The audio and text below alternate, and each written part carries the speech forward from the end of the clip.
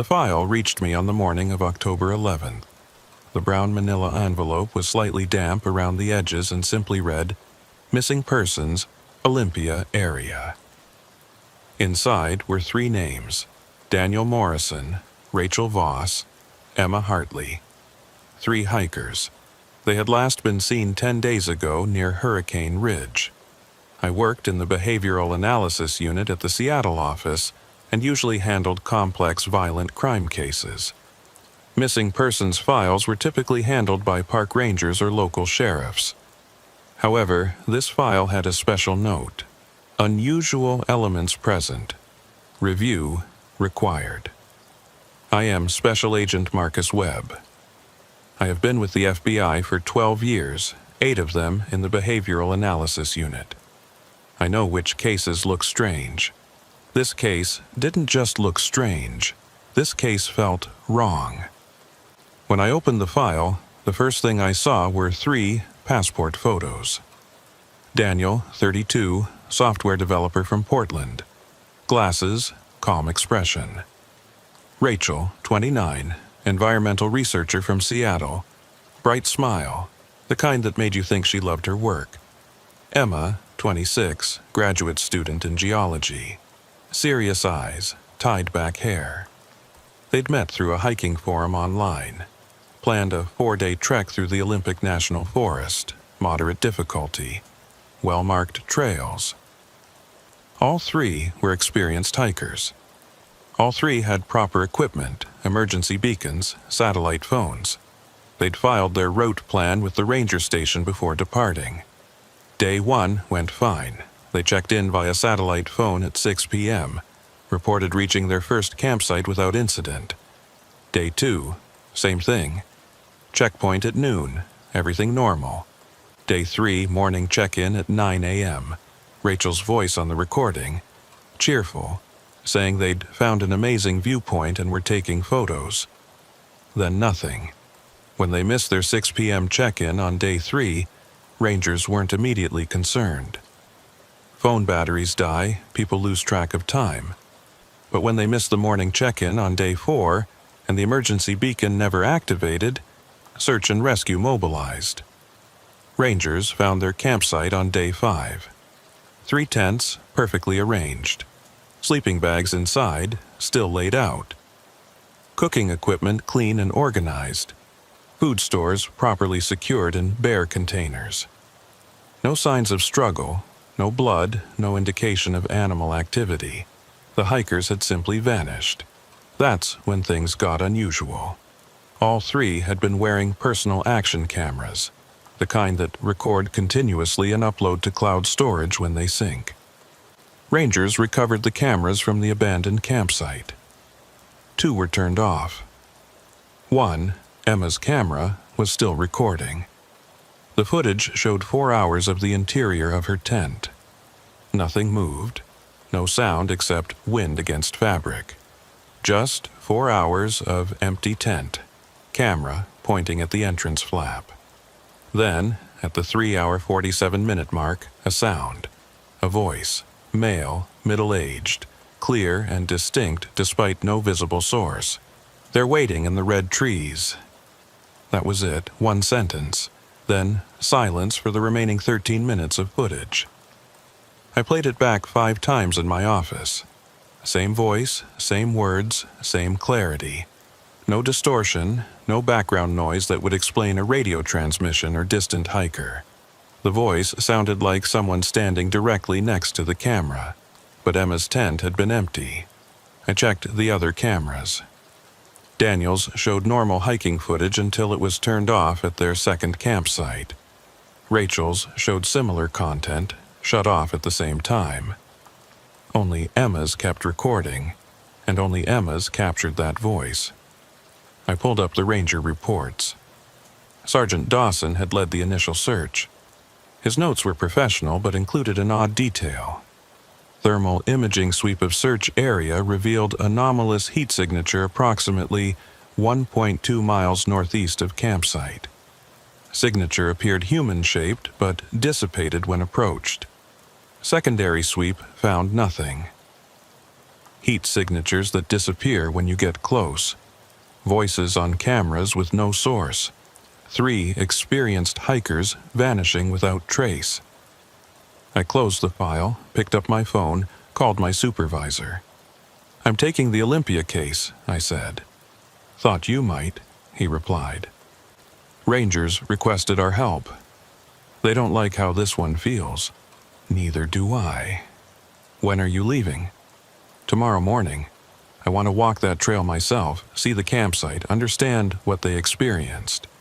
"Webb," my supervisor said, voice careful. "The anomalous elements in this case. You know those don't usually have rational explanations." "They always have explanations," I said. "We just don't always like them." I spent the rest of that day reviewing every document in the file. Weather reports showed clear conditions throughout the hikers' trek. No storms, no sudden temperature drops, nothing environmental that would explain their disappearance. Wildlife activity in the area was normal. No recent bear sightings, no cougar tracks, no reason to think predators were involved. The sat phone record showed their last transmission originated from the coordinates they'd provided. The emergency beacon had never been activated, which meant either they'd experienced something so sudden they couldn't trigger it, or they'd chosen not to trigger it. Neither option made sense. I pulled up maps of the search area. The Olympic National Forest covers nearly 1 million acres of wilderness. The section where the hikers vanished was remote, but not inaccessible. Rangers knew it well. Popular trails ran through it. People hiked there year-round without incident. Until now. At 6 p.m., I locked my office and drove home through Seattle traffic. Rain had started, typical October weather, turning the city gray and slick. I lived alone in a small apartment in Queen Anne, just me and case files and too much coffee. That night, I couldn't sleep. Kept thinking about that voice on the recording. They're waiting in the red trees. Not, "I'm waiting." Not, "Someone's waiting." They're waiting, plural, specific. And what were red trees? Olympic National Forest had evergreens, Douglas fir, western hemlock, Sitka spruce, none of them red, not naturally. At 2 a.m., I got up, made coffee, pulled up satellite imagery of the search area on my laptop. The forest canopy was dense, old growth, virtually impenetrable from above. But I zoomed in on the coordinates where the thermal anomaly had been detected, the place northeast of their campsite. The imagery showed normal forest. Green canopy, no clearings, no structures. Nothing unusual. I switched to historical imagery, checking previous years. Same view, same dense forest. I went back 5 years, 10 years, all identical. Then I tried filtering the image, adjusting color balance, looking for anything that might stand out. Most of the forest showed as expected, various shades of green and brown, but there was a section, small, maybe a quarter-mile across, where the color was slightly off. Not red exactly. More like the green had a reddish tint, subtle enough you'd never notice without specifically looking for it. And that section was centered exactly where the thermal anomaly had appeared. I sat back, stared at the screen. Red trees. My phone rang at 6 a.m. Sergeant Dawson from Olympic National Forest Ranger Station. "Agent Webb? Hope I didn't wake you." "I was up. What's wrong?" "Maybe nothing, maybe something. We had another hiker report something odd last night. Solo, backpacker, experienced guy, was camping about 3 miles from where your missing persons vanished. He called in on his sat phone around midnight, said he heard voices in the forest. Multiple voices, all saying the same thing over and over. My chest tightened. What were they saying? "They're waiting in the red trees," over and over for about 10 minutes. Then silence. He said the voices sounded like they were coming from everywhere and nowhere. Said it scared him enough that he packed up in the dark and hiked out. We picked him up at the trailhead this morning. Is he still there? Yeah, shaken up but coherent. Says he's hiked these woods for 20 years and never experienced anything like it. I'm leaving Seattle now. I'll be there in 3 hours. I threw clothes in a bag, grabbed my go pack with field equipment, and was on the road by 6:30. The drive west from Seattle to the Olympic Peninsula takes you through increasingly remote country. Suburbs give way to small towns, then to forest that seems to go on forever. I reached the ranger station at 9:45 a.m. Sergeant Dawson met me in the parking lot, a weathered man in his 50s with the kind of face that had spent decades in outdoor work. We shook hands. "The hiker's name is Tom Brennan," Dawson said. "He's pretty rattled. Been doing coffee and not much else since we brought him in. Can I talk to him? That's why I called you." Tom Brennan sat in a conference room nursing a paper cup, staring at nothing. He looked like he was in his 40s, fit, with the lean build of someone who spent serious time on trails. When I introduced myself, his eyes focused on me with an intensity that suggested he very much needed someone to believe what he was about to say. "Tell me what happened," I said, sitting across from him. He took a breath. "I set up camp around sunset, maybe 7 o'clock. Standard site, nothing unusual. Made dinner, hung my food, got in my tent around 9. I was reading, just relaxing when I heard it. The voices. Yeah, started faint, like wind through trees. But then I realized it wasn't wind, it was words, same words repeated. They're waiting in the red trees. Over and over, different voices, all saying the exact same thing with the exact same rhythm. How many voices? Hard to say, at least a dozen, maybe more. They overlapped, like a round, you know? One would start, then another would join in, then another. All saying the same thing. Could you tell where they were coming from?" He shook his head. "That's what was wrong about it. The sound came from everywhere, not from a direction, not from multiple directions. From everywhere simultaneously, like the forest itself was speaking. What did you do?" I stayed in my tent for about 5 minutes, trying to rationalize it.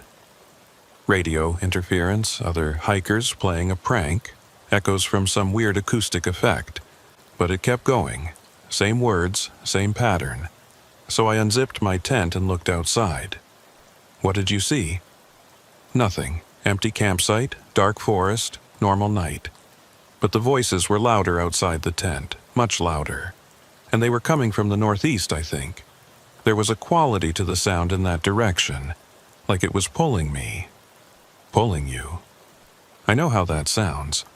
But yeah, it felt like the voices wanted me to follow them. Like they were calling specifically to me. And Agent Webb, I'm not a superstitious person. I'm a geology professor. I deal in rocks and evidence and things I can measure. But standing there in the dark with those voices all around me, I knew with absolute certainty that if I followed them, I wouldn't come back. "So you left." I packed up my gear in maybe 10 minutes, didn't even take down the tent properly, just stuffed everything in my pack and started hiking. Used my headlamp and GPS, got to the trailhead around 3 in the morning. Rangers found me at the parking lot at dawn. I studied him. No signs of deception, no inconsistency in his story. Just a frightened man reporting something he couldn't explain. "The missing hikers," I said. "Do you think they heard the same voices? I'd bet my tenure on it. And I think they followed them." After speaking with Tom Brennan, I met with Sergeant Dawson and his team to plan my approach. They'd assembled detailed maps of the search area, marking the original campsite, the location of the thermal anomaly, and Tom's camping spot from last night. All 3 locations formed a rough triangle, with the reddish-tinted forest section I'd seen in satellite imagery at the approximate center. "I want to visit the original campsite first," I said. "Then work northeast toward where the thermal signature was detected." Dawson nodded. "I'll assign 2 rangers to accompany you." Actually, I'd prefer to go alone. He frowned. That's against protocol. We don't send people into search areas solo, especially not in cases like this. I understand, but if there's something in those woods that's affecting people, I want to experience it the same way the missing hikers did. Adding other people changes the dynamic. Agent Webb, with respect, that's how we end up with 4 missing persons instead of 3. I'll maintain radio contact, check in every hour. If I miss a check-in, you can track my GPS and send a team, but I need to do this alone. Dawson clearly didn't like it, but he understood the logic. All right, but you're carrying 3 separate GPS trackers, 2 radios, and an emergency beacon that I'm personally monitoring. And if I don't hear from you every 60 minutes, I'm sending everyone I have. Fair enough. I spent an hour prepping equipment. GPS units, radios, emergency beacon, water, food, first aid kit, thermal imaging monocular, audio recorder, camera. I also brought something unusual, an EMF detector, the kind paranormal investigators use. I'm not a believer in ghosts, but electromagnetic anomalies can explain a lot of strange experiences, and I wanted data on everything. At 1 p.m. I started the hike. The trail was well maintained, winding through old-growth forest that made you feel small. Trees, hundreds of years old, rose like cathedral columns, filtering sunlight into green-tinted shadows. The forest floor was thick with ferns and moss. Everything smelled of damp earth and decay and life. I reached the campsite at 2:30 p.m. The ranger team had left it mostly undisturbed after their initial investigation. 3 tents still stood, looking abandoned but intact. I approached slowly, documenting everything with my camera. The site felt wrong immediately. Not obviously wrong, not dangerously wrong, just subtly off in a way I couldn't articulate. Like the air pressure was slightly different, or the quality of sound had changed. I checked my EMF detector. Normal readings. Temperature was consistent with the rest of the forest. No obvious environmental factors that would explain the feeling. I entered Emma's tent, the one where her camera had captured that voice. Her sleeping bag was still laid out. Her pack sat in the corner, contents organized. Everything suggested she'd planned to return. I set up my own audio recorder in the same position where her camera had been, facing the tent entrance. Then I sat down to wait. At 3 p.m., I radioed Dawson. First check-in. I'm at the original campsite. Everything's quiet. Copy that. Any observations? Nothing concrete, just a feeling. Something about this place is off. Trust that feeling, Webb. These woods can be strange. I spent the next hour examining every inch of the campsite. No signs of struggle, no blood, no torn fabric, no indication of violence.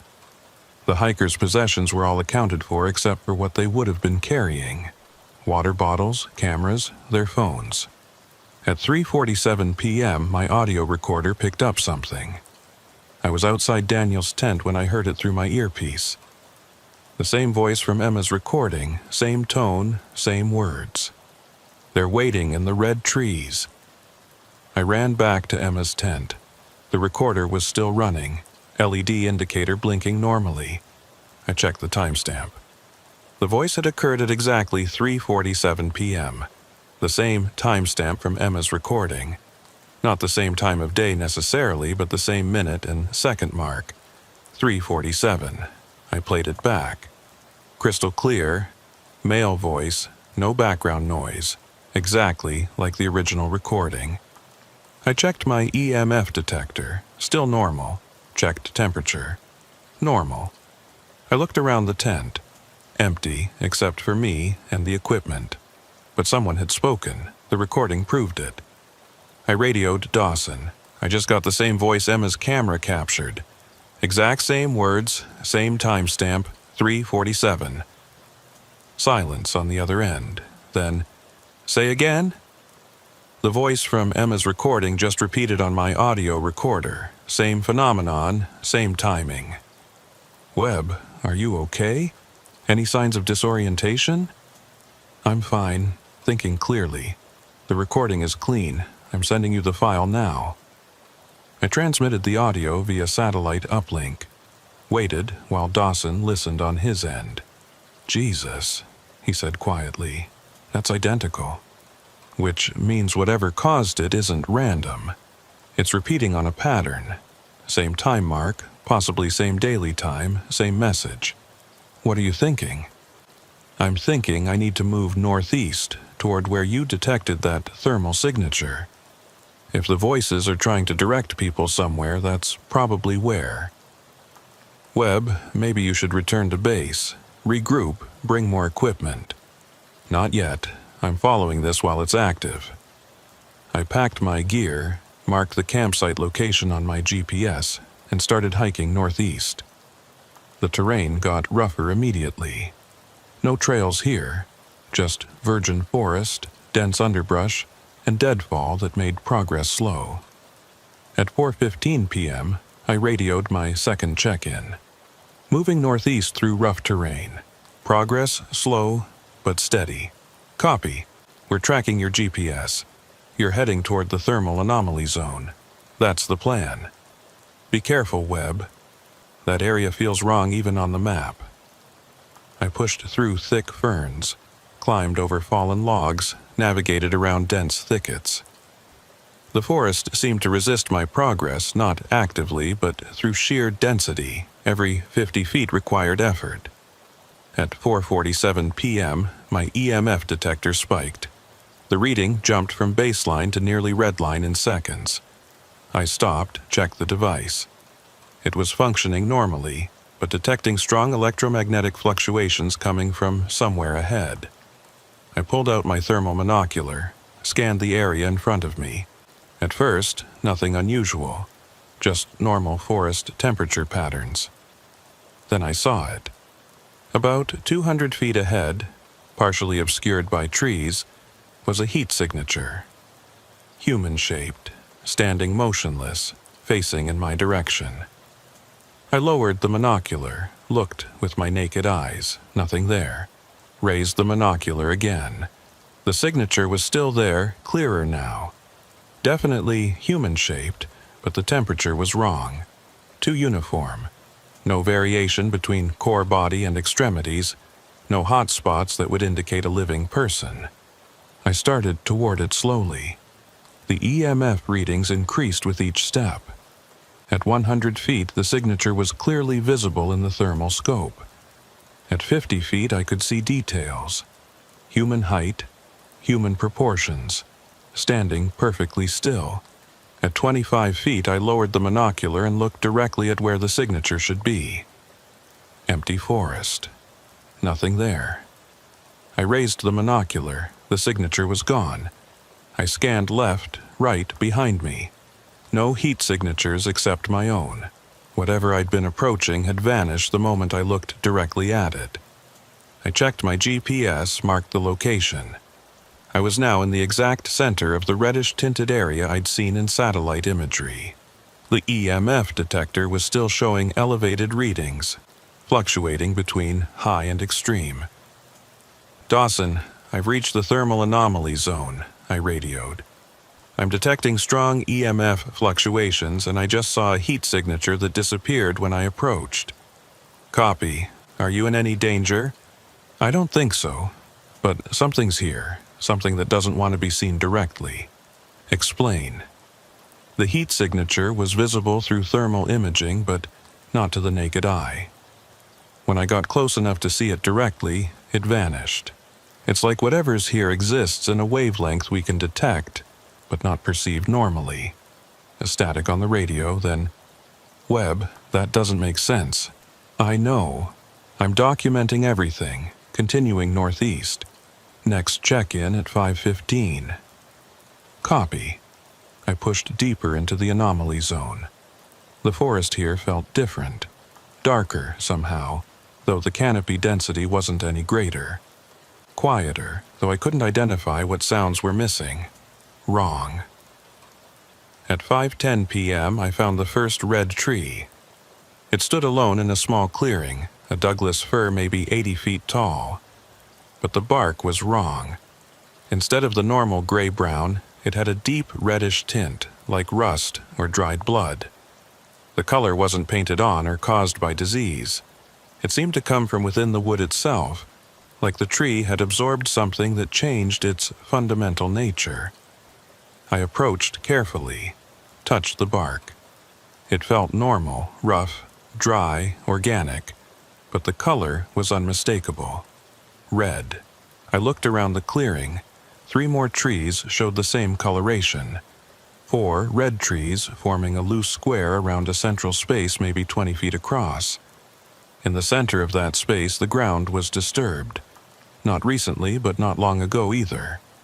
The forest floor there had been compressed, like multiple people had stood or moved around in a confined area. I pulled out my camera, started documenting. Red trees, disturbed ground, GPS coordinates. I was taking my 5th photo when I heard it. Footsteps. Not my own. Coming from behind me, from the forest I'd just walked through.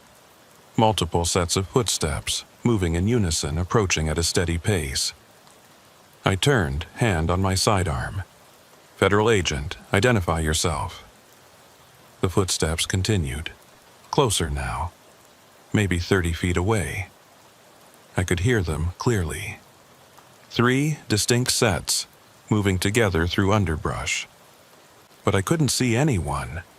I pulled out my thermal monocular, scanned the direction of the sound. 3 heat signatures, human-shaped, walking toward me in a line. "Stop right there," I called out. "Show yourselves." The signatures kept coming, 20 feet now. I could hear branches breaking under their feet, ferns rustling as they pushed through. Still nothing visible to my naked eye. 10 feet. The footsteps were right in front of me. I was looking directly at where the thermal signatures showed 3 people standing, but all I saw was empty forest. Then one of them spoke. "They're waiting in the red trees." Rachel's voice. I recognized it from the sat phone recordings, but the tone was wrong. Flat, emotionless, like she was reading words without understanding them. "Rachel Voss," I said, "can you hear me?" "They're waiting in the red trees." Daniel's voice this time, same flat delivery. "Daniel Morrison? Emma Hartley? If you can hear me, I'm FBI. I'm here to help you." "They're waiting in the red trees." Emma's voice. All 3 signatures stood motionless now, arranged in a line directly in front of me. Through the thermal scope I could see them clearly. Normal human body temperature, normal proportions, but invisible to normal sight. "Where are you?" I asked. "What happened to you?" "They're waiting in the red trees." All 3 voices together, perfectly synchronized. Then they turned and walked away, moving back into the forest. I followed, pushing through undergrowth, trying to keep the thermal signatures in view. They moved faster than seemed possible through such dense terrain, gliding between trees without hesitation. After 50 feet, they stopped. I stopped too, breathing hard from the effort of keeping up. Through the thermal monocular I could see them standing together, facing something I couldn't see. Their heat signatures flickered, became unstable. Then, one by one, they faded. Rachel first, her signature dimming like a light on a rheostat. Then Daniel, then Emma. Within 10 seconds, all 3 were gone. I lowered the monocular. The forest was silent. No footsteps, no voices, no indication anyone had been there. I checked my GPS. I'd moved approximately 50 yards northeast from the clearing with the red trees. I was now at the exact coordinates where the ranger's thermal sweep had detected the anomaly. My radio crackled. Dawson's voice tense. "Webb, you missed your check-in. Report status." I looked at my watch. 5:47 p.m. I'd lost 32 minutes. The last thing I remembered was checking the time at 5:10 when I found the red trees. but somehow half an hour had vanished. "I'm here," I said. "I'm okay, but I lost time." "Lost time? Explain." "I found the red trees, 4 of them in a clearing. I was documenting them when I heard footsteps. Then I saw thermal signatures, 3 of them. They spoke to me using the missing hikers' voices. I followed them and they just disappeared. When I checked my watch, 30 minutes had passed, but I only experienced maybe 5. Long silence, then, "Webb, I'm pulling you out. Return to the trailhead immediately." "Negative. I'm close to something here. I can feel it." "That's an order, Agent Webb. Whatever's in those woods, it's affecting your perception. You're experiencing time distortion and auditory hallucinations. Get out now before it gets worse." "Dawson, I'm thinking clearly. I'm documenting everything. The missing hikers are here somehow. I heard their voices. I saw their heat signatures." "You saw something that looked like heat signatures. Webb, please. I've worked these woods for 20 years. There are places here that don't follow normal rules. If you stay in there after dark, I don't think you're coming back." I looked at the sky. Through the canopy, I could see it was getting darker. Sunset would be in maybe 45 minutes. Full dark in an hour and 15. "I'll return," I said. "But I'm marking this location and coming back tomorrow with more equipment." "Fine, just get out of there now." I started hiking back toward the trailhead, following my GPS track. The forest seemed darker than it should be, even accounting for the failing light. Shadows gathered under trees between ferns in every hollow and depression. At 6:15 p.m., I heard the voices again. Behind me this time, from the direction I'd just come. Multiple voices, overlapping, all saying the same thing. "They're waiting in the red trees." I didn't turn around. I kept walking, picking up my pace. "They're waiting in the red trees." Closer now. The voices were following me. I started to run, crashing through underbrush, jumping over logs. My lungs burned. Branches whipped at my face. The GPS showed I was heading in the right direction toward the trail, toward safety. "They're waiting in the red trees." Right behind me. Close enough that I could feel breath on my neck, except when I glanced back with my thermal scope, there was nothing there. I ran harder. My rational mind knew I was experiencing some kind of psychological effect. Something about this location that caused auditory hallucinations. But my primal mind didn't care about rationality. My primal mind knew something was chasing me, and I needed to get away. I burst out onto the main trail at 6:34 p.m. The moment my feet hit the maintained path, the voices stopped. Sudden silence, absolute and total. I stood there gasping, hands on knees trying to catch my breath. Behind me, the forest looked normal. Dark, yes, but natural. No glowing eyes, no shapes and shadows, no indication of anything unusual. I radioed Dawson. "I'm back on the main trail, heading to the trailhead now." Thank God. We were about to send a team. "I'm fine, shaken up, but fine." I hiked the remaining 3 miles in gathering darkness, using my headlamp to light the way. Reached the trailhead at 7:45 p.m. Dawson was waiting in the parking lot along with 2 other rangers. "You look like hell," he said. "I feel like hell, but I got data, a lot of data." We drove back to the ranger station. I spent 2 hours downloading recordings, organizing photos, writing preliminary notes. The audio recording of the 3 voices was clear. The thermal imaging footage showed the signatures exactly as I'd seen them. The GPS track documented my movements perfectly, including the 32 minutes of lost time where my position marker didn't move at all. Dawson watched me work, his expression troubled.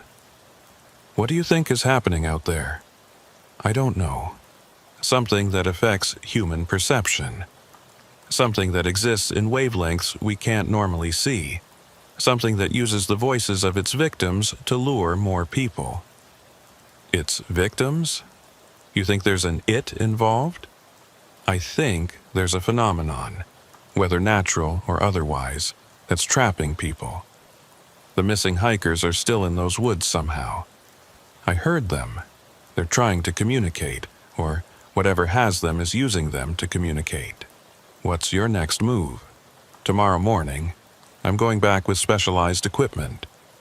Full-spectrum cameras, military-grade thermal imaging, electromagnetic field mappers, everything. If there's something in those woods that exists outside normal perception, I'm going to document it. Dawson was quiet for a moment. Agent Webb, I've seen a lot of strange things in these forests. Lights with no source, sounds that don't make sense, places where compasses spin and GPS goes haywire. Most rangers learn to avoid those places, mark them as hazards, and move on. But you're talking about going deeper into one. I'm talking about finding 3 missing people. What if they don't want to be found? What if they're part of it now? That thought had occurred to me. Then I need to know that too. I spent that night in a motel in Port Angeles, 20 minutes from the ranger station. Couldn't sleep. Every time I closed my eyes, I heard those voices. They're waiting in the red trees.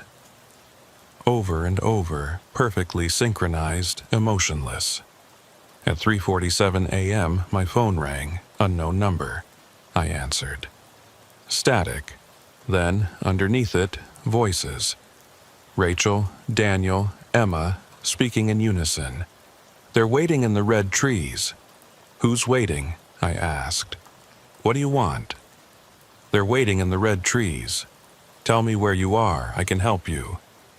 They're waiting in the red trees. The call disconnected. I checked my phone log. The call had lasted 43 seconds. The number showed as unknown, untraceable. I got up, made coffee, tried to rationalize what was happening. Phone call could have been a prank. Someone had listened to the recordings, got my number from the ranger station, decided to mess with the FBI agent, except the voices were perfect. Exact matches to the recordings, down to inflection and tone. At 6 a.m., my phone rang again. This time it was Dawson. Webb, we have a problem. Tom Brennan, the hiker who reported hearing voices last night, he's gone. Gone where? Back into the forest. He left a note at his hotel saying he needed to find them, that they were calling to him, that he understood now. His car's still in the parking lot, but he's not in his room. We think he went back to his campsite from last night, maybe farther. Damn it. When did he leave? Sometime between midnight and 4 a.m. Front desk didn't see him go. He's heading for the red trees. That's my fear. I'm assembling a team. We leave in 30 minutes. I'll be there in 15. We hit the trail at 6:45 a.m., 6 of us total. Me, Dawson, 3 rangers, and a volunteer. Search and rescue coordinator named Sarah Mitchell, who'd worked these woods longer than anyone. The plan was to reach Tom's campsite from last night, then track northeast toward the red tree clearing. The morning was gray and cold, typical Washington October. Mist hung in the trees, reducing visibility to maybe 50 feet. Everything was damp. Everything smelled of rot and mushrooms and wet earth. We moved fast, reaching Tom's abandoned campsite at 8:20 a.m. His tent was still there, collapsed and partially packed like he'd started to take it down, then changed his mind. His gear was scattered, suggesting hurried departure. Sarah, the SAR coordinator, examined the ground around the site. She was in her 50s, lean and weathered, with the kind of eyes that missed nothing. Here, she said, pointing to compressed vegetation leading northeast. Single person, moving quickly, not bothering with trail discipline. He was heading somewhere specific. Toward the red trees, I said. We followed the track. Tom had moved in an almost straight line, ignoring terrain difficulty. pushing through thick underbrush that most hikers would detour around, like he was being pulled. At 9:05 a.m., my EMF detector started showing elevated readings. "We're entering the anomaly zone," I reported. "Everyone stay alert. If you see anything unusual, anything at all, call it out immediately." "What are we looking for?" one of the rangers asked. "Heat signatures with no visible source, voices with no speakers, time distortions. Anything that doesn't make sense." The ranger looked uncomfortable. "Agent Webb, with respect, in my experience, when things don't make sense in these woods, it's better to turn back." "Noted, but we have a man lost in here and he went missing looking for 3 other people. We're not turning back." We pushed deeper. The forest felt wrong again. That same subtle wrongness I'd experienced yesterday. Like reality was slightly out of phase here, operating on rules different from the rest of the world. At 9:34 a.m., Sarah stopped abruptly. "Do you hear that?" We all froze, listening. At first, nothing. Then faint but distinct voices, multiple voices overlapping, speaking in unison. "They're waiting in the red trees." "That's them," I said. "The same phenomenon I encountered yesterday." "Jesus," Dawson muttered. "It's real." "Everyone turn on your audio recorders," I said. "Document everything." The voices grew louder as we advanced. Now we could hear individual speakers. Rachel's voice, Daniel's, Emma's, and a new one, Tom Brennan's. All of them speaking the same sentence in perfect synchronization. "They're waiting in the red trees." "Tom!" Sarah called out. "Tom Brennan, if you can hear me, respond." The voices continued, unchanging. We pushed through dense ferns into a small clearing. The red trees, 4 of them, exactly as I'd described. Douglas firs with that wrong reddish tint, like they'd absorbed blood. They formed a square around a central space maybe 15 feet on each side. In the center stood Tom Brennan. He was facing away from us, perfectly motionless, arms at his sides. He was standing in the exact middle of the compressed ground I'd noticed yesterday. "Tom!" Sarah moved toward him. "Wait!" I grabbed her arm. "Something's wrong." Tom didn't respond to Sarah's call, didn't move, just stood there, statue still, facing something we couldn't see. I pulled out my thermal monocular, scanned the clearing. Tom showed normal heat signature, but arranged around him in a circle were 4 other signatures. Rachel, Daniel, Emma, and a 4th I didn't recognize, all facing inward toward Tom. "There are 4 other people in this clearing," I said, standing around Tom. I can see them on thermal, but not with normal vision. "Where?" Dawson asked. "There, and there." I pointed to each signature's location. "They're arranged in a circle around him." Sarah pulled out her own thermal scope, looked through it. "Oh God, I see them. What are they?" "I don't know, but we need to get Tom out of there." I started forward. The moment I crossed into the space between the red trees, everything changed. The sound dropped away. One moment I could hear my team, the forest, normal environmental sounds. The next moment, silence, absolute and total. I turned back. Dawson, Sarah, and the rangers were still there, but they looked frozen. Not moving, not breathing, locked in mid-action like someone had pressed pause. And I could see them now. Rachel Voss stood 10 feet to my left, perfectly visible. She looked exactly like her photographs, except her eyes were wrong. Empty. Like she was there but not there, present but not conscious. Daniel Morrison stood to my right. Same empty expression, same hollow presence. Emma Hartley directly ahead, between me and Tom. And behind Tom, facing outward, was a 4th figure I didn't recognize. Older woman, maybe 60, wearing hiking clothes that looked decades out of date. "Rachel," I said. can you hear me?" She turned her head slowly, looked at me with those empty eyes. Her mouth moved.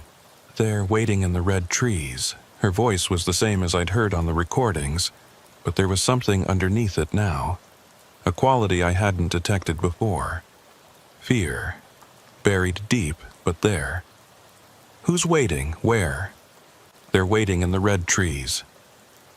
I approached Emma, who stood between me and Tom.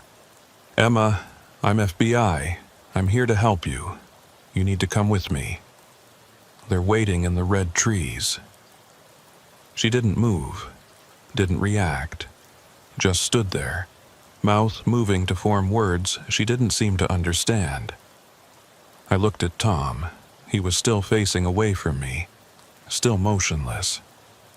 I walked around the circle, came at him from the front.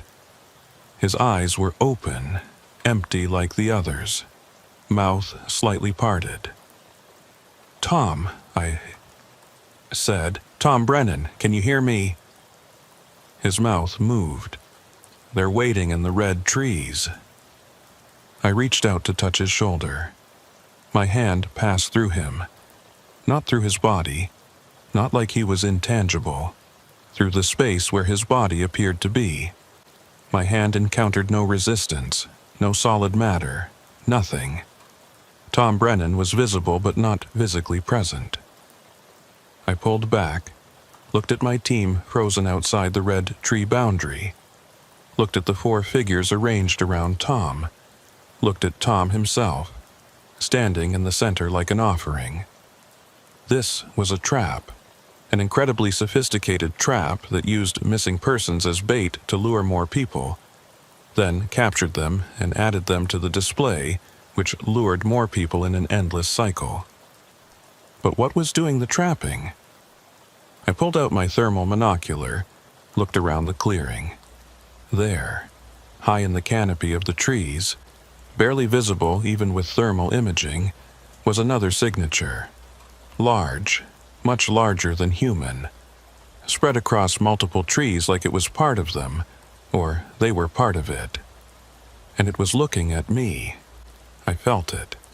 The weight of its attention, whatever it was. Not malicious, exactly. More like curious. Studying me the way a biologist might study an insect. I raised my camera, took a photo.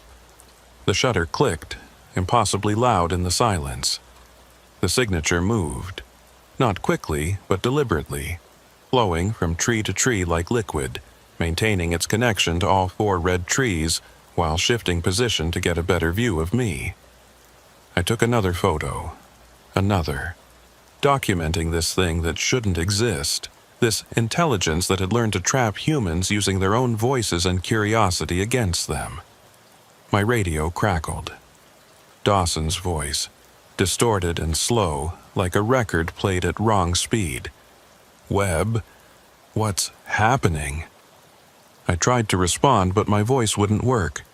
The air had become thick, resistant, like trying to speak underwater. The signature in the trees moved again, closer now. I could see it more clearly through the thermal scope. Not solid, not really.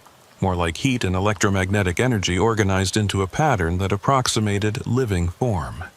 It had been here a long time. The red trees were its roots, or its fingers or its anchors into physical reality. The missing persons were its... what?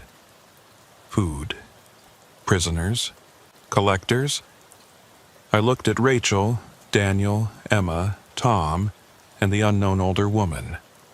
5 people standing in a circle, speaking words that meant nothing, trapped in a space where time didn't flow normally.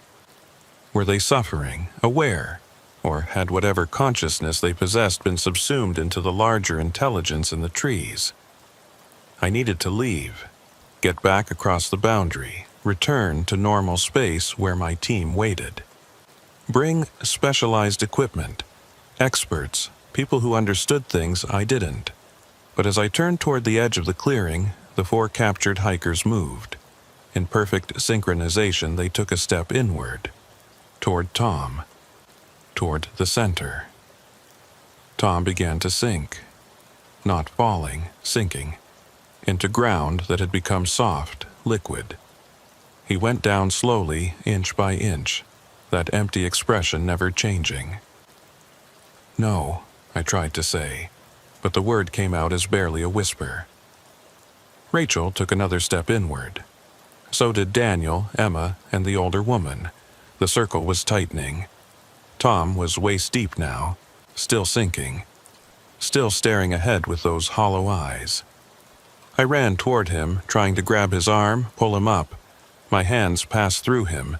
He was visible, but not physically present in any way I could affect. The 4 surrounding hikers took another step. They were maybe 6 feet from Tom now, close enough that I could see the fine details of their faces. Rachel had dirt under her fingernails. Daniel's glasses were slightly crooked. Emma had a small scar on her left cheek. They looked real. They looked present. But they were as intangible as Tom. Ghosts or echoes or something I didn't have words for. Tom's head went under. The ground swallowed him smoothly, like water accepting a stone. The disturbed earth settled immediately, leaving no trace he'd been there. The 4 hikers stopped moving, turned outward again, facing the forest beyond the red trees. Resumed their motionless vigil, and in the canopy above, the thermal signature pulsed once, bright and intense like satisfaction. I ran, crashed back across the boundary between red trees back into normal space where sound existed and time flowed correctly. My team unfroze, lurched back into motion. "Webb!" Dawson grabbed my arm. "You were in there for 3 minutes, just standing still. We couldn't reach you. What happened?" "Tom's gone," I gasped. "He's gone. It took him." "What took him?" "I don't know. Something in the trees, something big. I got it on thermal imaging." I pulled up the photos on my camera. The first few showed the clearing normally, no anomalies. Then the image where I'd captured the signature in the canopy. Except it wasn't there. The photo showed normal trees, normal branches, nothing unusual. The massive thermal signature I'd seen and photographed had left no trace on the image. "There was something there," I said. "I saw it, large thermal presence spread across multiple trees." Sarah was scanning the clearing with her own thermal scope. "I'm not seeing anything unusual. Normal temperature patterns for forest canopy." It was there. It moved when I photographed it. It was watching me. Dawson and the Rangers exchanged looks. I knew what they were thinking. The FBI agent had experienced a psychological break. Stress, isolation, suggestibility.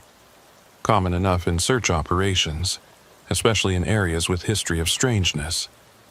"I know how this sounds," I said, "but I'm telling you, Tom Brennan just sank into the ground in front of me.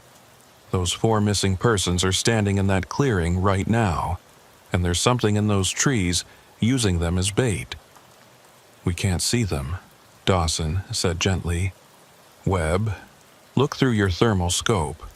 What do you see?" I raised the monocular, scanned the clearing. Empty, no heat signatures except normal forest patterns. "They're gone," I whispered. "They were just there." "I think we need to get you back to the ranger station," Sarah said. "You've been exposed to something in this area. Maybe environmental toxin, maybe something else. But your perception is compromised." "I'm fine. My perception is—" I stopped. Was I fine? I'd lost 30 minutes yesterday. Heard voices that might not have been there. Seen thermal signatures that disappeared. Watched a man sink into solid ground. All of it could be hallucination. Psychosis brought on by unknown factors. Except the audio recordings were real. Other people had heard the voices. Tom Brennan had gone missing. 3 hikers had vanished 10 days ago from this exact area. Something was happening here. Even if my perception of it was distorted, something real was affecting people. "All right," I said. "Let's head back. but I'm coming back tomorrow with more equipment and more people. We can discuss that after medical evaluation, Dawson said. We hiked out in silence. I kept my EMF detector running, monitoring for anomalies. The readings stayed elevated until we were about half a mile from the red tree clearing, then dropped to normal. Whatever the phenomenon was, it had a boundary, a range beyond which it couldn't or didn't operate. We reached the trailhead at 11:45 a.m. I'd been in the forest less than 5 hours, but felt like I'd been gone for days. Dawson drove me back to the ranger station. I'm recommending you take 24 hours off, get checked by a doctor, rest, then we can talk about next steps. I don't need 24 hours.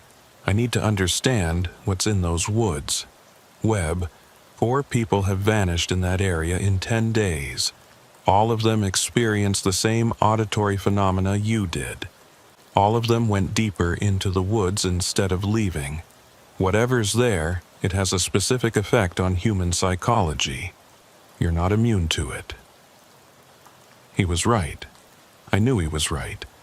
But accepting that meant accepting I couldn't trust my own perceptions, and that was a dangerous place for an investigator to be.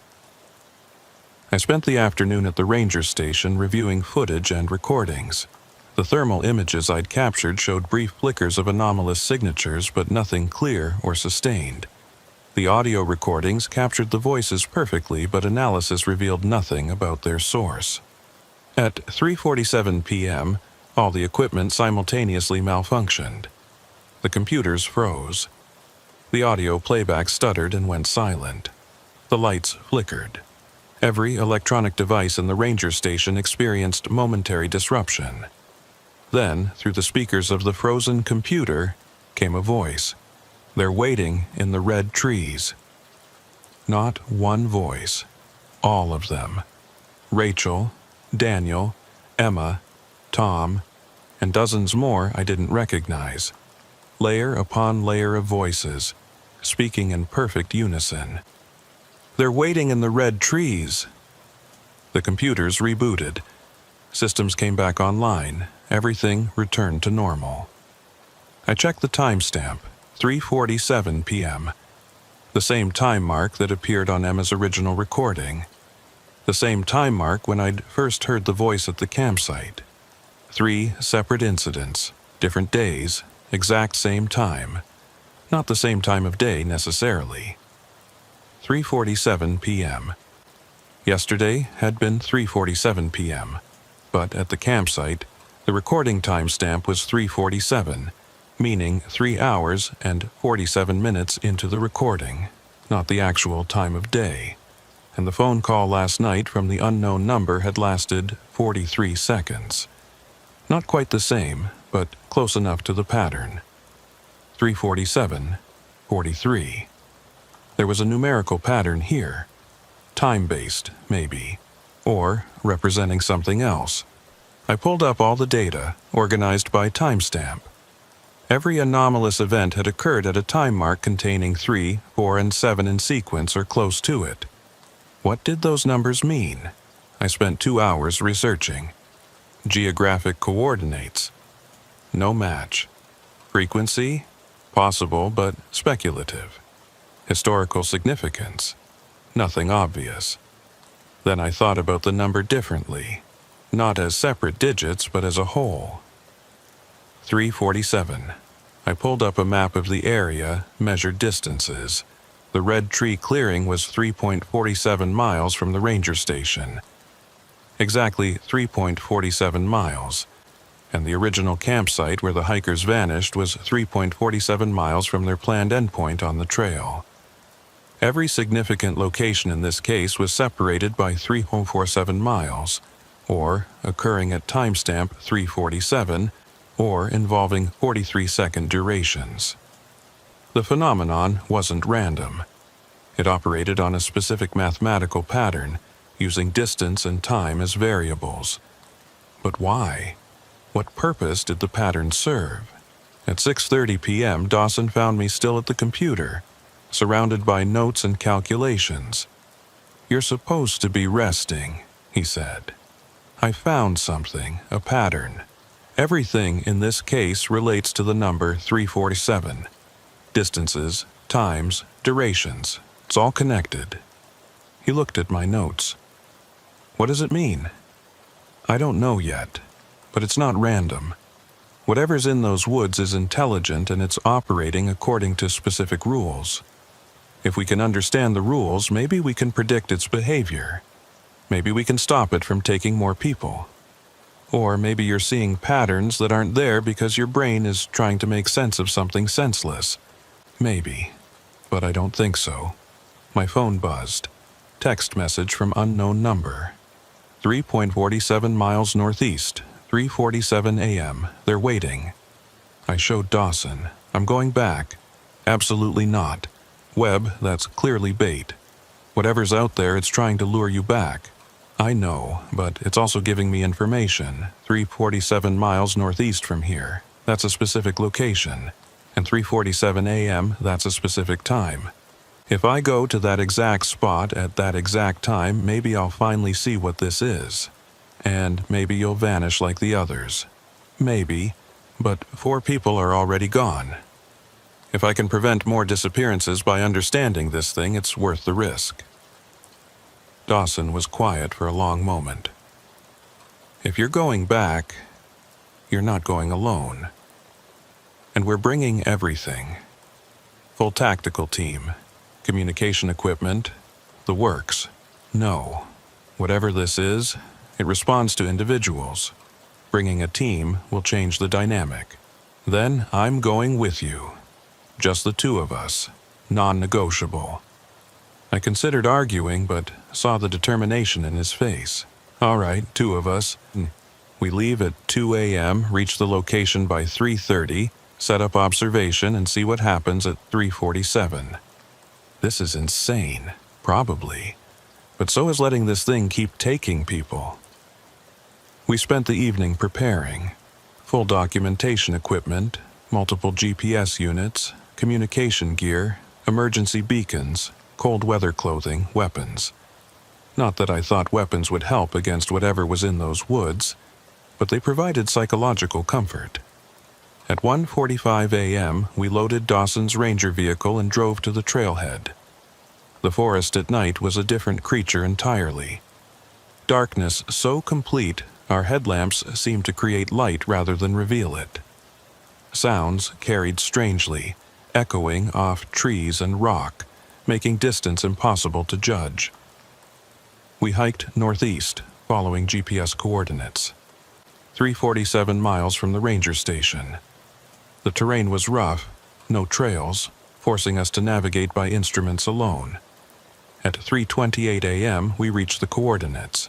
Another clearing, smaller than the red tree area, maybe 10 feet across.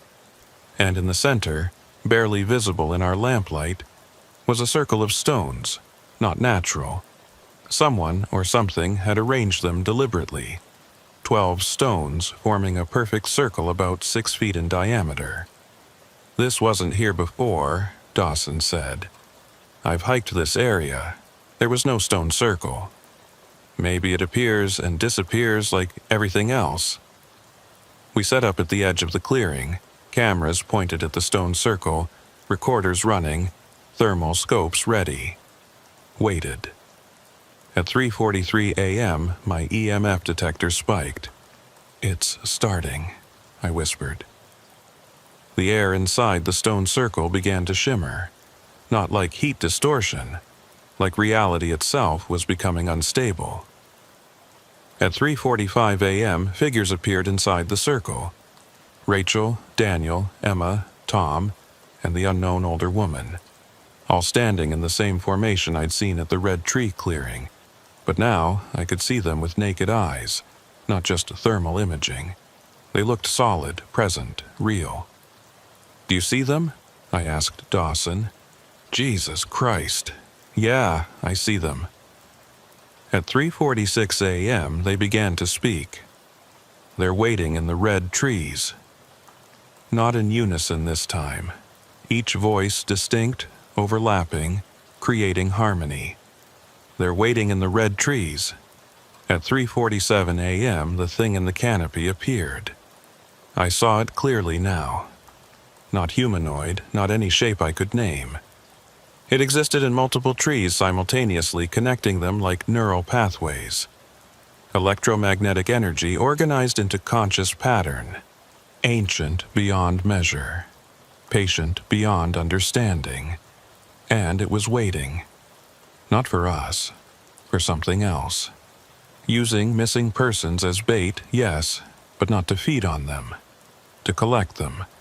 To arrange them in specific patterns at specific locations at specific times. Building something. A structure made of humans and trees and time. A pattern that spanned miles and minutes and meaning. Each captured person a component. Each red tree a node, each stone circle a vertex. It's making a map, I said, or a circuit, or a... At 3:48 a.m., everything stopped. The figures vanished. The shimmer ended. The thing in the trees withdrew. The clearing was empty again, just stones and dirt and normal forest. Dawson and I stood in silence for a full minute. What did we just see? He finally asked. The truth, I said. And we're not supposed to understand it. We hiked back to the ranger station as dawn broke. Neither of us spoke much. What was there to say? At 7:30 a.m., sitting in Dawson's office with coffee that had gone cold, I started writing my report. Knew it would be dismissed, knew I'd sound insane, wrote it anyway. 4 missing persons, 1 additional missing person, multiple anomalous phenomena. Pattern recognition suggests intelligent design. Recommend area closure and ongoing monitoring. Recommend no additional personnel enter the affected zone. I filed the report at 10 a.m. and requested reassignment. Couldn't keep working this case. Not because I was scared. Because I understood now. The thing in the red trees was building something. And every attempt to investigate, every person sent in to search, every FBI agent trying to solve the mystery was just adding components to whatever it was constructing. The only way to stop it was to stop feeding it.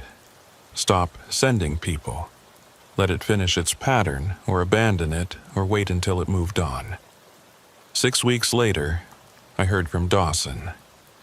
5 more hikers had gone missing in the Olympic National Forest. Different area, 20 miles from the red tree clearing. But the pattern was the same. Voices repeating the same phrase. Thermal signatures with no visible source. Stone circles appearing where none had existed before. And the distance between incidents? 3.47 miles.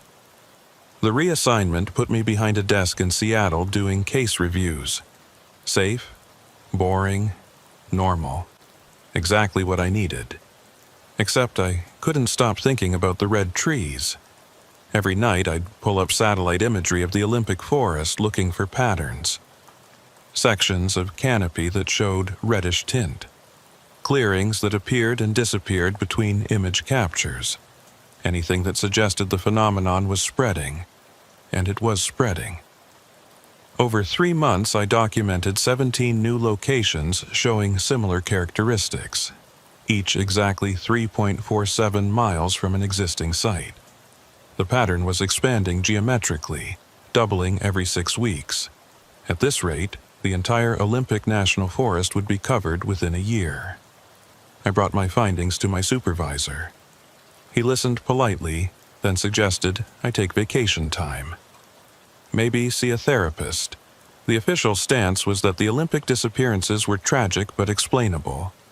Hikers getting lost, succumbing to exposure, falling into ravines. Nothing supernatural. Nothing to warrant ongoing FBI attention. The case was closed. I should have accepted that. Should have moved on. Should have focused on my assigned work and let the forest keep its secrets. But at 3:47 a.m. on January 14th, I received another text from unknown number. They're almost ready. Come see. Just that.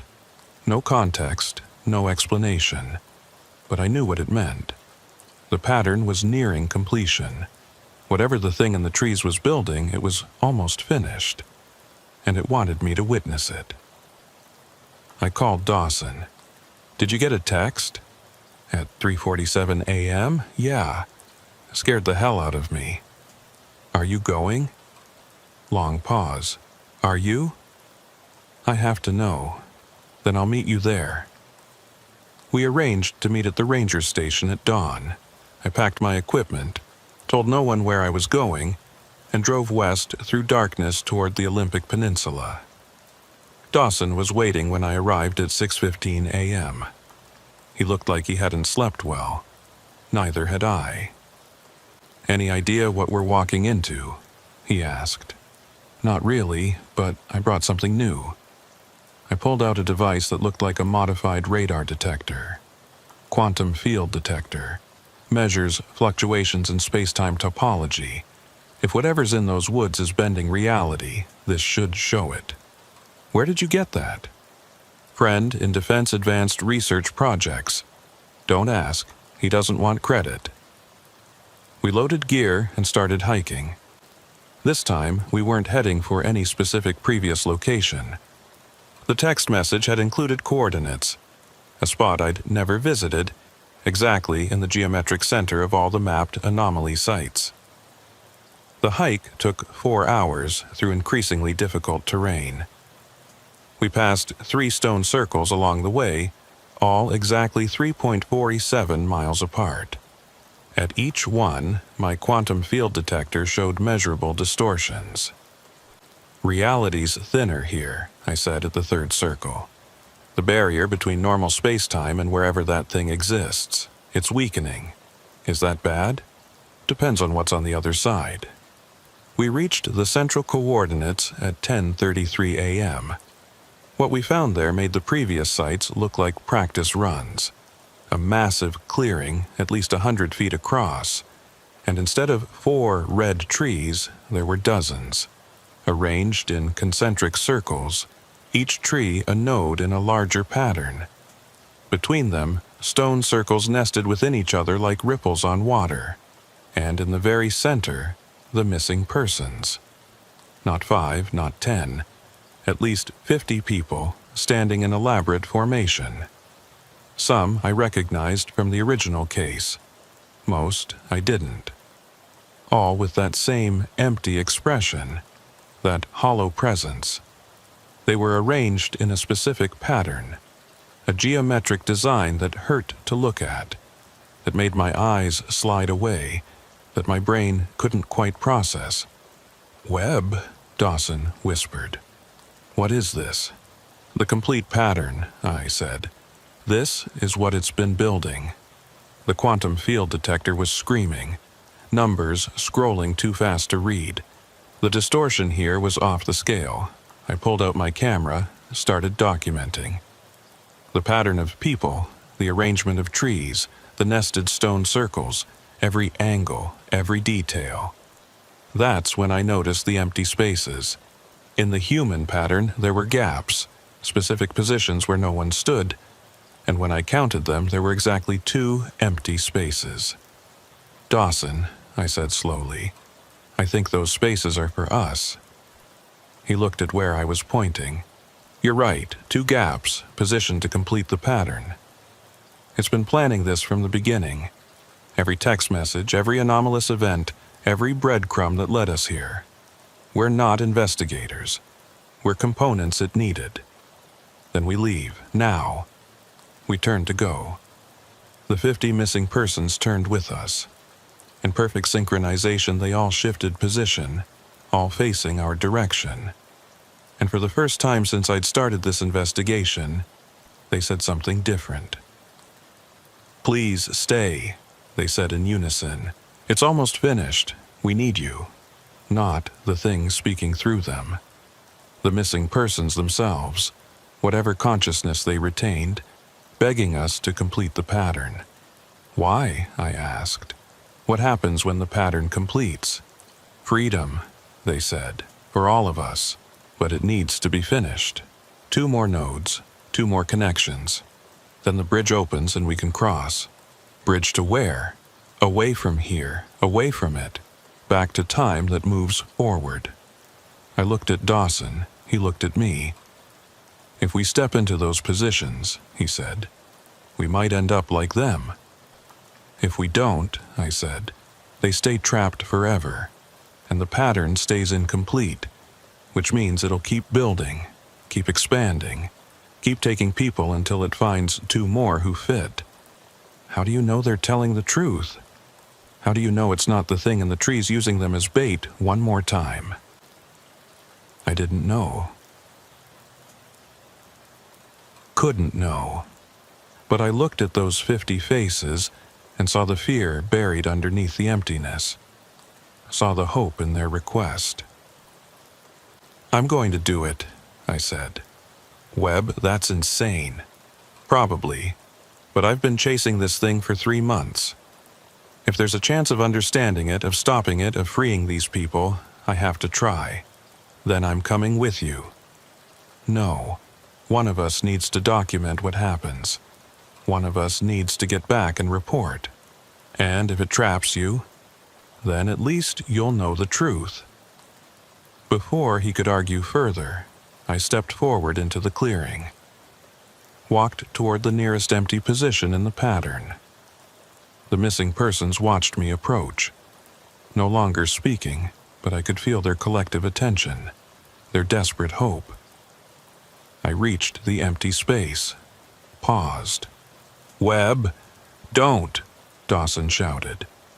I stepped into position. Everything changed. Sound stopped. Time stopped. Motion stopped. I was standing in the pattern, but I was also everywhere in the pattern simultaneously. I could see through 50 pairs of eyes, feel 50 bodies arranged in geometric perfection, understand 50 different perspectives on what was happening. And I could see it clearly now. The thing in the trees was ancient, older than the forest, older than the mountains, older than humans. It existed in dimensions we couldn't perceive, wavelengths we couldn't measure. The red trees were its fingers, reaching into our reality. The missing persons were its tools, arranged to create a focal point. But it wasn't malicious, it was trapped, just like its victims, caught between dimensions, unable to exist fully in either.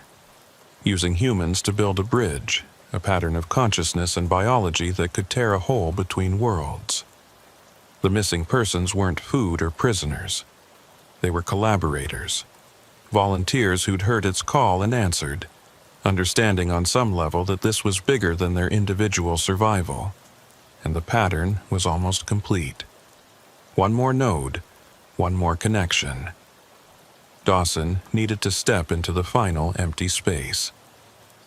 I tried to speak, but had no mouth, tried to move, but had no body.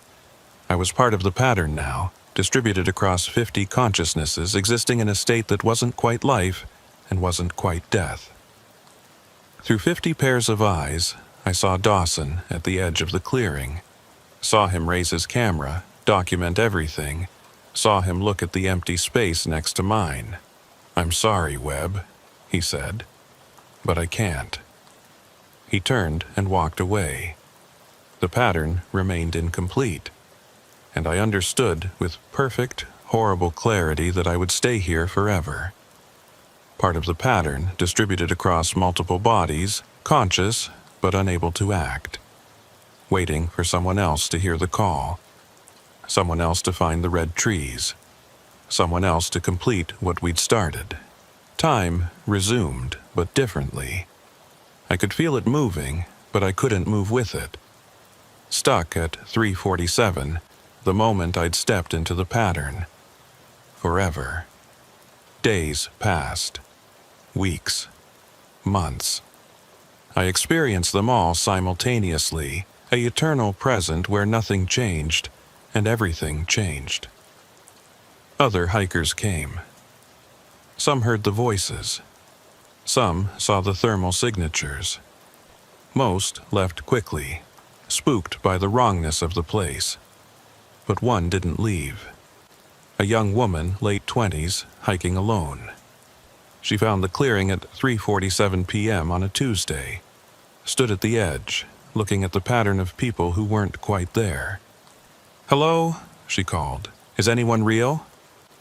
Through 50 mouths we answered, "We're real, we're waiting, please help us." She stepped closer. "What are you waiting for?" Completion. One more node. One more person. Then we can all leave. Where will you go? Somewhere time moves forward, somewhere we can die like we're supposed to. This pattern keeps us alive but frozen. We need it finished so it can release us. She looked at the empty space, the final position. What happens if I step there? The pattern completes. The bridge opens. We all cross, including you. To where? We don't know. But anywhere is better than here. She stood thinking for a long time. I could see the conflict on her face, read it through the clarity that came from existing in multiple states. She was depressed, had been for years. Come to the forest to decide if she wanted to keep living. And here we were offering her a choice. Step into the unknown with 50 strangers, or walk away and face her life alone. "If I do this," she said, "if I help you, promise me it's real. Promise me I'm not just going crazy." "It's real," we said. "We promise." She nodded slowly, took a breath, stepped into the final position. The pattern completed. Everything exploded, not violently, more like a dam breaking. All that trapped energy and consciousness and dimensional stress releasing at once. I felt myself fragmenting. The 51st body joined the pattern, and suddenly we were one consciousness instead of 51 separate ones. The boundaries dissolved. Webb and Rachel and Daniel and Emma and Tom and 45 others I'd never met all became one thing. And the bridge opened. I can't describe what the bridge looked like because it didn't look like anything. It existed in senses humans don't have, but I felt it open. Felt the pathway form between trapped dimension and somewhere else. The pattern began to move. Not the physical bodies. Those stayed in the clearing, empty shells now. But the consciousnesses, the actual people who'd been distributed across those bodies, we moved. Up through the red trees, through the canopy, into spaces between dimensions where the ancient thing waited. It wasn't hostile, never had been, just desperate. Trapped for eons, unable to move forward or back, reaching out to the only conscious beings it could contact for help building an escape route. We passed through it, understood it, forgave it, and then we crossed. The other side was darkness at first, then gradually, light. Sound, sensation. I was lying on forest floor, alone, in my own body, able to move. I sat up, looked around. The clearing was empty. No pattern of people, no red trees, just normal forest, gray and damp and ordinary. My watch showed 3:48 p.m. 1 minute had passed. I found Dawson 3 hours later, hiking back toward the ranger station. He nearly shot me when I emerged from the forest. "Webb, is that really you?" "Yeah, it's me." "You've been gone for 6 months." 6 months, it felt like 1 minute. He grabbed me, checked I was solid. "What happened? Where are the others?" "They crossed, we all crossed." The pattern completed and the bridge opened, and 51 people who were trapped in broken time finally moved forward. To where? I don't know, but I'm back. And I think the others are back too, wherever they're supposed to be. Over the next week, reports came in. People who'd been missing for years suddenly reappearing. Always in forests, always disoriented, always with the same story. They'd lost time, seen strange patterns, tried to help something trapped between dimensions. Rachel Voss turned up in Portland. Daniel Morrison in Seattle. Emma Hartley in Vancouver. Tom Brennan at his home, confused but alive. 46 others scattered across the Pacific Northwest. All alive, all having experienced the same impossible thing. The Olympic National Forest cleared. No more red trees, no more stone circles, no more voices repeating endlessly. The ancient thing had crossed, and it had taken its trap with it. I tried to file a report, tried to explain what had happened. My supervisor listened politely, then suggested again that I take vacation time. The official stance remained. The missing persons had been found, cause of disappearance, environmental disorientation. Case closed. I accepted that. Accepted that some things can't be documented or proven. Accepted that I'd experienced something impossible and survived it. But I kept the recordings, kept the thermal images, kept every piece of evidence I'd collected. And sometimes at 3:47 a.m., I'll wake up and wonder if I really came back, or if I'm still in the clearing, distributed across 51 bodies, dreaming I escaped. 6 months after the crossing, I was still at the Seattle desk job, still reviewing case files, still pretending everything was normal. But it wasn't. I'd started experiencing episodes, moments where I'd be somewhere else, not physically, but perceptually. I'd be sitting at my desk and suddenly I was in the forest, standing in the clearing, seeing through multiple eyes. It lasted seconds, never more than a minute, but it was happening more frequently. 3 times a week at first, then daily, then multiple times per day, and always at 3:47. Morning or afternoon didn't matter. When my clock hit 3:47, I'd shift. Briefly become part of that pattern again. See through those 51 perspectives. The others were experiencing it too. Rachel Voss called me in March. "Agent Webb, this is going to sound crazy, but are you seeing things? Multiple things simultaneously?" "Yes," I said, relieved I wasn't alone. "Starting at 3:47? Exactly. It's getting worse. Yesterday I was driving and suddenly I was seeing from 3 different positions at once. Nearly crashed." I organized a meeting. 7 of us who'd been part of the pattern. We met at a restaurant in Seattle, trying to look normal while discussing impossible things. Daniel Morrison spoke first. "It's like part of us is still there, in the clearing. The bridge opened, and we crossed, but some thread connects us back to that moment. Like quantum entanglement," Emma Hartley said. She'd gone back to her geology studies but was now focusing on theoretical physics. We were all connected in that pattern. Maybe the connection didn't fully break when we crossed. "So what do we do?" asked Mark Collins, one of the missing persons I'd never met before the pattern. "I can't live like this. I have a family. I have a job. I can't keep phasing out at 3:47 every day." "Maybe we need to go back," I said. Everyone looked at me. "The clearing is gone," Rachel said. "Rangers confirmed it. Normal forest now. The physical clearing is gone. But what if the dimensional space still exists? What if we can access it deliberately instead of being pulled there randomly?" "And do what?" Daniel asked. "Sever the connection. Complete the crossing properly. Whatever we did before, it was incomplete. We got back, but we left something there. Or it left something in us." Tom Brennan, who'd been quiet until now, nodded slowly. "I've felt it too. Like there's an anchor in my chest, pulling me back. Getting heavier every day. If we don't cut it, I think eventually it'll pull us back permanently." We agreed to return to the forest. All of us. Find the coordinates where the clearing had been. See if we could access the dimensional space deliberately. 2 weeks later, 11 of us gathered at the Olympic Ranger Station.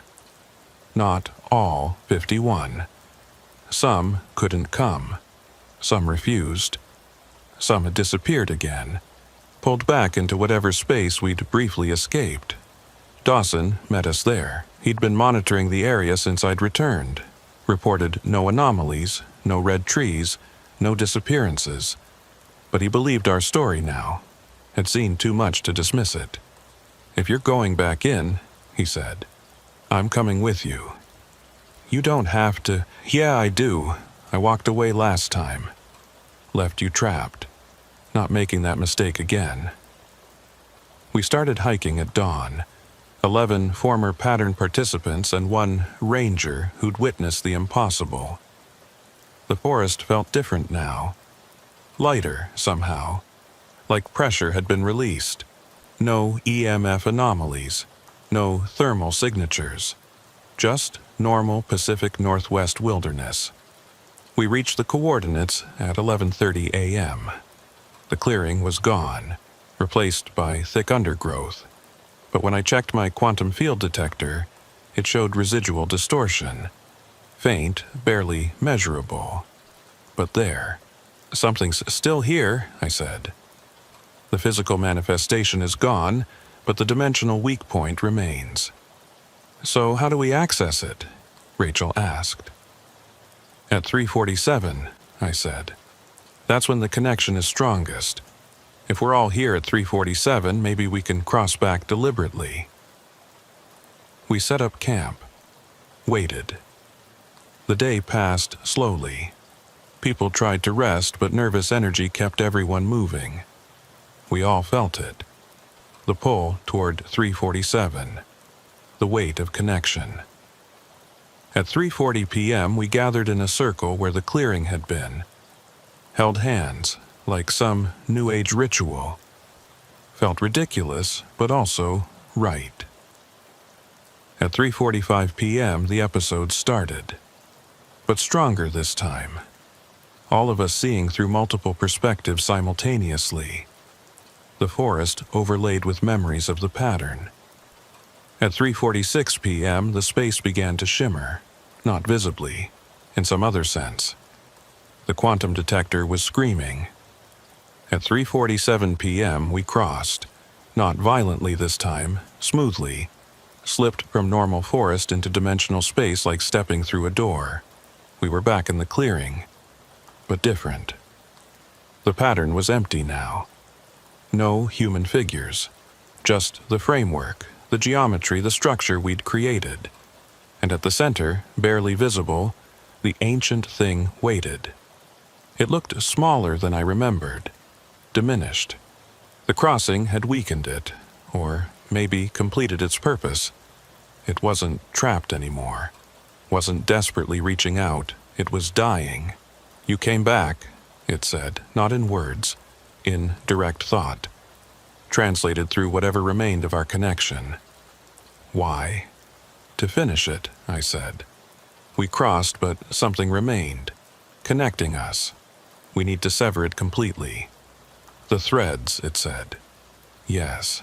They persist because the pattern remembers. You were woven so tightly that even separation couldn't fully untangle you." "How do we cut them?" "You don't, I do. But it will cost me the last of my energy. I will finally cease. After eons of existence, I will end." We looked at each other. 11 people who'd been trapped in its pattern, freed by its bridge, now being asked to witness its death. "Will it hurt?" Emma asked. "No, I don't experience pain as you do, but I will miss existence. Even trapped, I was aware, I was something. Ending is frightening even when it's necessary." "Is there another way?" Daniel asked. "Something that severs the threads but doesn't kill you?" "No. The threads are maintained by my consciousness. To cut them requires dissolving that consciousness. It's the price of your freedom." We voted silently, through looks and nods, unanimous. "Do it," I said, "and thank you." "Thank you," it replied. "For building the bridge, for crossing with me, for giving me these final moments of clarity. I have been alone for so long. The pattern, brief as it was, let me touch other minds, understand consciousness beyond my own. It was beautiful. The space began to shimmer. The ancient thing spread itself across the pattern one final time. Reached into each of us, found the threads connecting us to this place, to each other, to the moment of trapped time. And gently, carefully, with what I could only interpret as love, it cut them. I felt the connection sever. The weight in my chest dissolved. The sense of being pulled toward 347 vanished. I was just me again, singular, unconnected, alone in my own consciousness. Around the circle, I saw similar expressions of relief and loss on the others' faces. The ancient thing was fading. Whatever energy it had been using to manifest was dissipating. The pattern collapsed.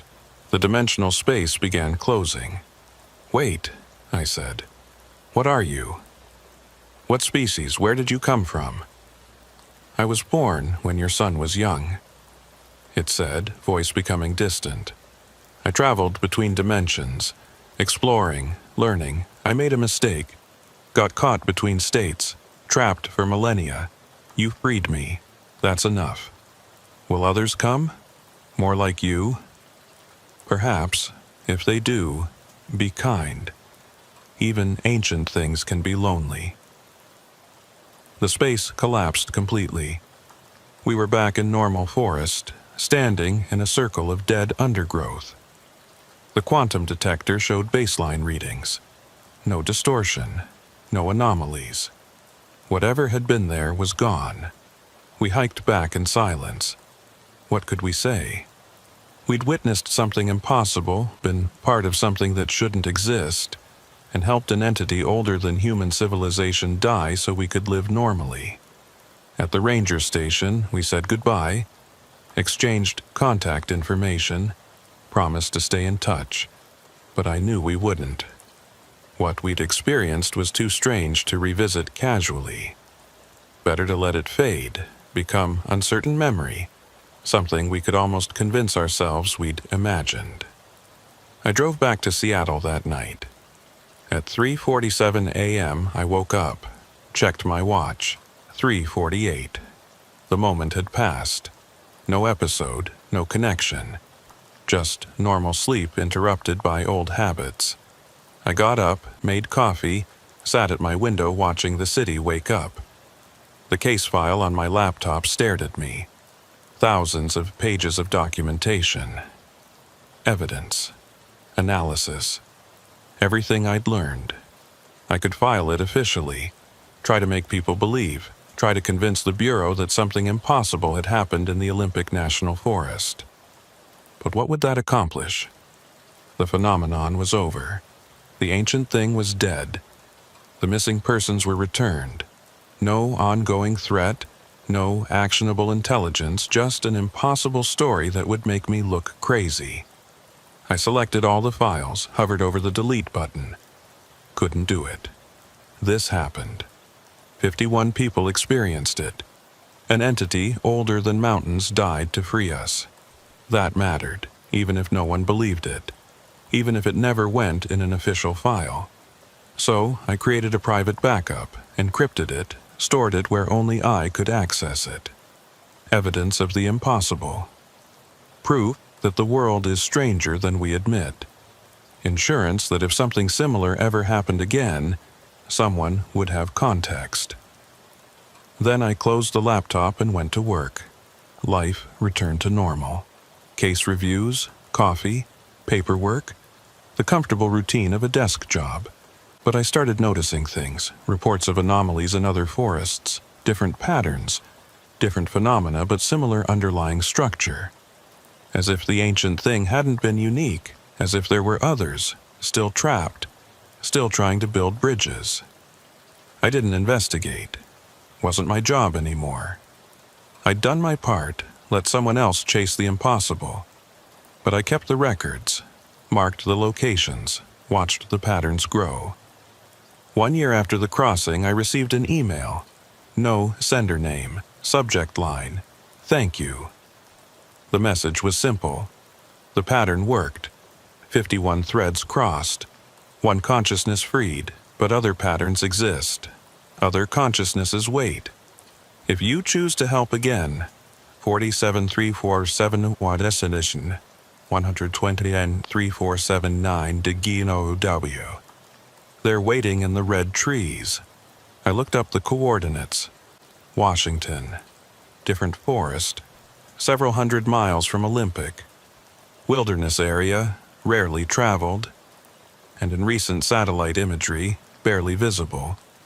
Sections of canopy with reddish tint. I sat at my computer for an hour, staring at those coordinates.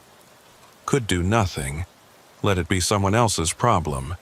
I'd earned normal life, earned the right to walk away. Or I could go. Could help another trapped thing escape. Could free more people who would inevitably be caught in its pattern. At 3:47 p.m., I made my decision. I called Dawson. I got an email, I said. New coordinates, red trees. It's happening again. Long pause. When do we leave? Tomorrow morning, just us this time. Everyone else has earned their freedom, but I need to see. Need to know if we actually solved anything or just postponed it. I'll meet you at the usual place. That night, I packed my equipment. GPS, thermal scope, EMF detector, quantum field detector, audio recorder, camera. Everything I'd learned from the first investigation. And something new. A notebook, empty pages, ready to document whatever I found. Because maybe that's my purpose now. Not to solve these cases. Not to arrest anyone or close files. But to witness. To document. To remember that the world is stranger than we pretend. To be the person who looks at impossible things and says, yes, this happened. I saw it. And here's proof. I slept restlessly. Woke at 3:47 a.m. to darkness and silence. No episodes. No connections. Just me and my choice. At dawn, I drove toward new coordinates. Toward red trees. Toward missing persons I hadn't met yet. Toward an ancient thing that needed help I was probably too human to provide. But I'd try. Because someone has to witness the impossible. Someone has to remember that we're not alone in the universe. And someone has to help the ancient things that get trapped between worlds, even when helping them means stepping into patterns we don't understand, trusting consciousnesses we can't prove exist, and accepting that freedom sometimes costs more than we want to pay. The road stretched ahead, mountains rising in early light, forests thick with secrets, and somewhere in those woods, red trees waiting. They're always waiting, and I'm always coming, because that's what I do now. I find the red trees. I document the patterns. I help the ancient things cross, and I hope with each crossing that it's the last one. But I know it won't be. The universe is old and vast and full of things that get lost. Someone has to help them find their way home, even if home is dying, even if crossing means ending, even if the pattern never fully releases those who build it. The quantum detector sat on the passenger seat, already showing readings. 347 miles to the coordinates. Of course. I smiled despite myself. The pattern persists, and I'll keep following it until I become part of it permanently, or until there are no more red trees, whichever comes first.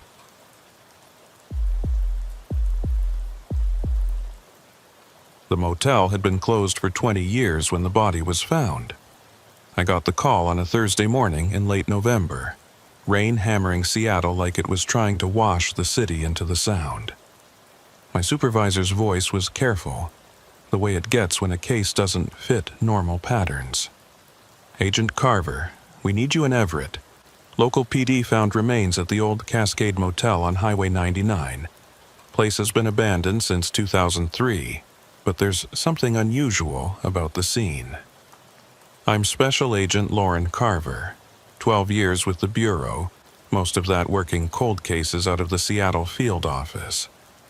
When someone says unusual about a crime scene, it usually means bureaucratic complications, jurisdictional disputes, contaminated evidence, witnesses who won't talk. What kind of unusual? I asked. The body's been there approximately 2 weeks based on decomposition, but the motel's been locked and sealed for 2 decades. No signs of forced entry. And there's video evidence that doesn't make sense. Video from where? That's part of what doesn't make sense. Just come take a look. I grabbed my go bag and drove north through rain that turned I-5 into a river with lanes. Everett sprawled gray and industrial under low clouds. The Cascade Motel sat on a strip of Highway 99 that time had forgotten, surrounded by storage facilities and auto body shops that looked like they'd given up decades ago. The motel was classic mid-century deterioration. 2 stories, 20 rooms arranged in an L shape around a cracked parking lot. Faded blue paint peeling off cinder block walls. Most windows boarded over, a few broken. The neon sign that once said Cascade Motel Vacancy now just said KIEMHL, with dead bulbs making the message cryptic. 3 Everett PD vehicles and a coroner's van occupied the parking lot. Yellow crime scene tape cordoned off room 7 on the ground floor. Detective Mike Foster met me at the tape. He was in his late 40s, with the heavy-set build of someone who'd spent too many years eating vending machine dinners. His expression suggested he'd seen something he couldn't rationalize. "Agent Carver? Thanks for coming." We shook hands under an umbrella that barely kept the rain off. "Fair warning, this one's going to sound crazy. Try me." Victim is male, early 30s. ID in his wallet says Peter Rothman. Seattle address. He's been dead about 2 weeks. Single gunshot wound to the chest. No weapon at the scene. Suicide or homicide? Can't tell yet, but here's where it gets weird. The motel's been sealed since 2003. Owner died in a nursing home 6 years ago. Property's been in probate hell ever since. Nobody's had access. Doors and windows secured, chain link fence around the perimeter. We only found the body because a meter reader noticed broken glass in room 7's window and investigated. So, how did Rothman get inside? That's question 1. Question 2 is why. Place is a condemned wreck. No electricity, no water, no reason for anyone to be here. Question 3 is the video. My supervisor mentioned that. What video? Foster led me toward room 7. We ducked under the tape and approached the door. It hung open now, but I could see the lock was intact. No scratches, no signs of forced entry. The door was locked when we arrived, Foster said. Had to cut the chain. Old deadbolt was still engaged from the inside. But here's the thing. He pushed the door fully open. The room beyond was exactly what you'd expect from a motel abandoned for 20 years. Water-stained ceiling, carpet rotted to backing, furniture that had surrendered to mold and decay. The body had been removed, but I could see the outline on the floor marked with evidence tags. And in the corner, on a veneer dresser that had somehow remained standing, sat an old CRT television and a VCR. Both were plugged in. Both had indicator lights glowing. "There's no power to this building," I said. "Correct. Utilities were cut in 2003, but those devices are running." I approached carefully. The TV was a Zenith from the early 90s. The VCR was a Panasonic, same era. Both looked dusty but functional. The VCR's display showed Sergio Cesar Sung, blinking. "Has anyone touched these?" "Not since we documented them. But Agent Carver, you need to see what's on the tape." A VHS cassette sat next to the VCR. Evidence tag attached, but not bagged yet. The label was handwritten in faded ink. Room 7, November 2003. 20 years ago. The same month the motel closed. "Play it," I said. Foster hit play on the VCR. Static filled the screen, then resolved into grainy footage. The timestamp in the corner read 11/17/2003, 11:47 p.m. The footage showed this same room, but in better condition. Intact carpet, functioning furniture, lights on. The camera angle suggested it was positioned where the TV now sat, filming toward the door. For 10 seconds, nothing happened. Empty room, door closed. Then the door opened and a man entered. He was in his 30s, wearing jeans and a flannel shirt. He looked around the room, nervous energy in his movements. Left the door open behind him. He walked to the bed, sat down, pulled out a cell phone. The video had no audio, but I could see his lips moving. Making a call, maybe, or leaving a voicemail. He stood up, walked to the window, looked out at the parking lot. His body language suggested he was waiting for someone. Then something appeared in the doorway. A shadow. Human-shaped, but not quite right. Too tall, too thin, proportions slightly wrong. It stood in the doorway for maybe 3 seconds. The man at the window turned, saw it, stumbled backward. The shadow moved into the room. Not walking, gliding. No footsteps, no weight, just smooth motion that didn't match human movement.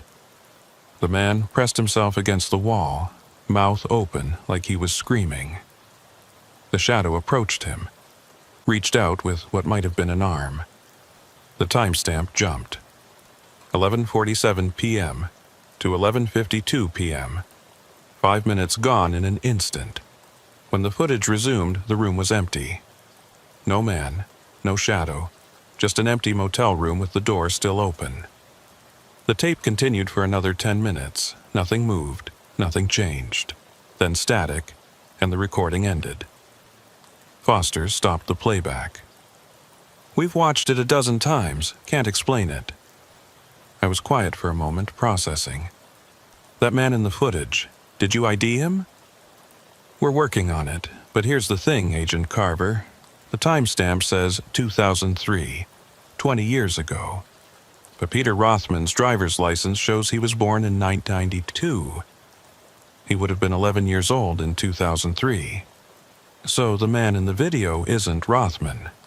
"Correct, which means either the timestamp is wrong, or we're looking at footage of someone else entirely who happened to be in this room 20 years ago." "What about the shadow?" Foster's expression tightened. "I don't know. Camera artifact, double exposure, something. But it looked solid. It moved with purpose, and right after it appeared, the guy vanished." I looked around the room. Standard motel layout. 1 queen bed, 1 dresser, 1 chair, bathroom visible through a door to the left. No closet, nowhere to hide. If the man in the video had tried to run, he'd have had to go past the shadow to reach the door. "Where's Rothman's body now?" "Coroner took it 2 hours ago. Autopsy scheduled for tomorrow morning." "I want to be there. And I want this tape analyzed. Full forensic workup. Check the timestamp authenticity, look for digital manipulation, everything. Already ordered. Results should be back by Monday."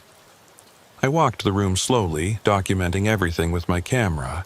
The TV and VCR plugged into an outlet that shouldn't have power. The window with recent breaks suggesting someone had exited or entered that way. The floor where Rothman had died, positioned almost exactly where the man in the video had been standing when the shadow approached him.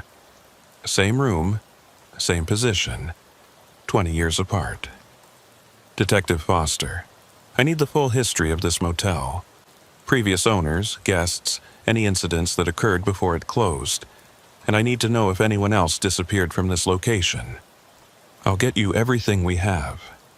One more thing, that tape, November 2003, do you have records of who was registered in room 7 that night? We're trying to locate the old registration logs. Motel kept paper records. They might still be in the office." We walked across the parking lot to what had been the motel office. The door was already open, Foster's team having gained access earlier. Inside was frozen in time, registration desk covered in dust and dead insects. Key rack on the wall with half the numbered hooks empty. A desk calendar showing November 2003. Specific date torn off. Behind the desk, filing cabinets. Foster opened the top drawer, pulled out a stack of yellowed registration cards. These are the originals. Haven't been touched in 20 years. I pulled on evidence gloves, carefully leafed through the cards. Most were standard. Name, address, license plate, room number. Some had credit card imprints back when that was done mechanically. I found November 17, 2003. Room 7. The card showed a name, James Holbrook. Seattle address. Washington license plate. Registered at 10:35 p.m. Planned checkout the next morning. No checkout time recorded. Run this name, I said. James Holbrook, and get his photo if you can find it. Foster made the call while I continued examining the room. The calendar on the desk bothered me. Why was November 17th specifically torn off? Everything else about this office suggested abandonment mid-operation. Pens still in the cup holder. Papers still in the printer. Coffee mug still on the desk. Contents long evaporated to brown stain. But that one date removed deliberately. I checked the wastebasket under the desk. Empty except for dust and a dead moth. Checked the desk drawers. More registration cards, a stapler, some loose change. In the bottom drawer, I found a journal. The cover was water-stained and warped. The pages inside were handwritten in blue ink, entries dating back to '98. It appeared to be the motel owner's personal log. Not official business records, more like observations and notes. I flipped to November 2003.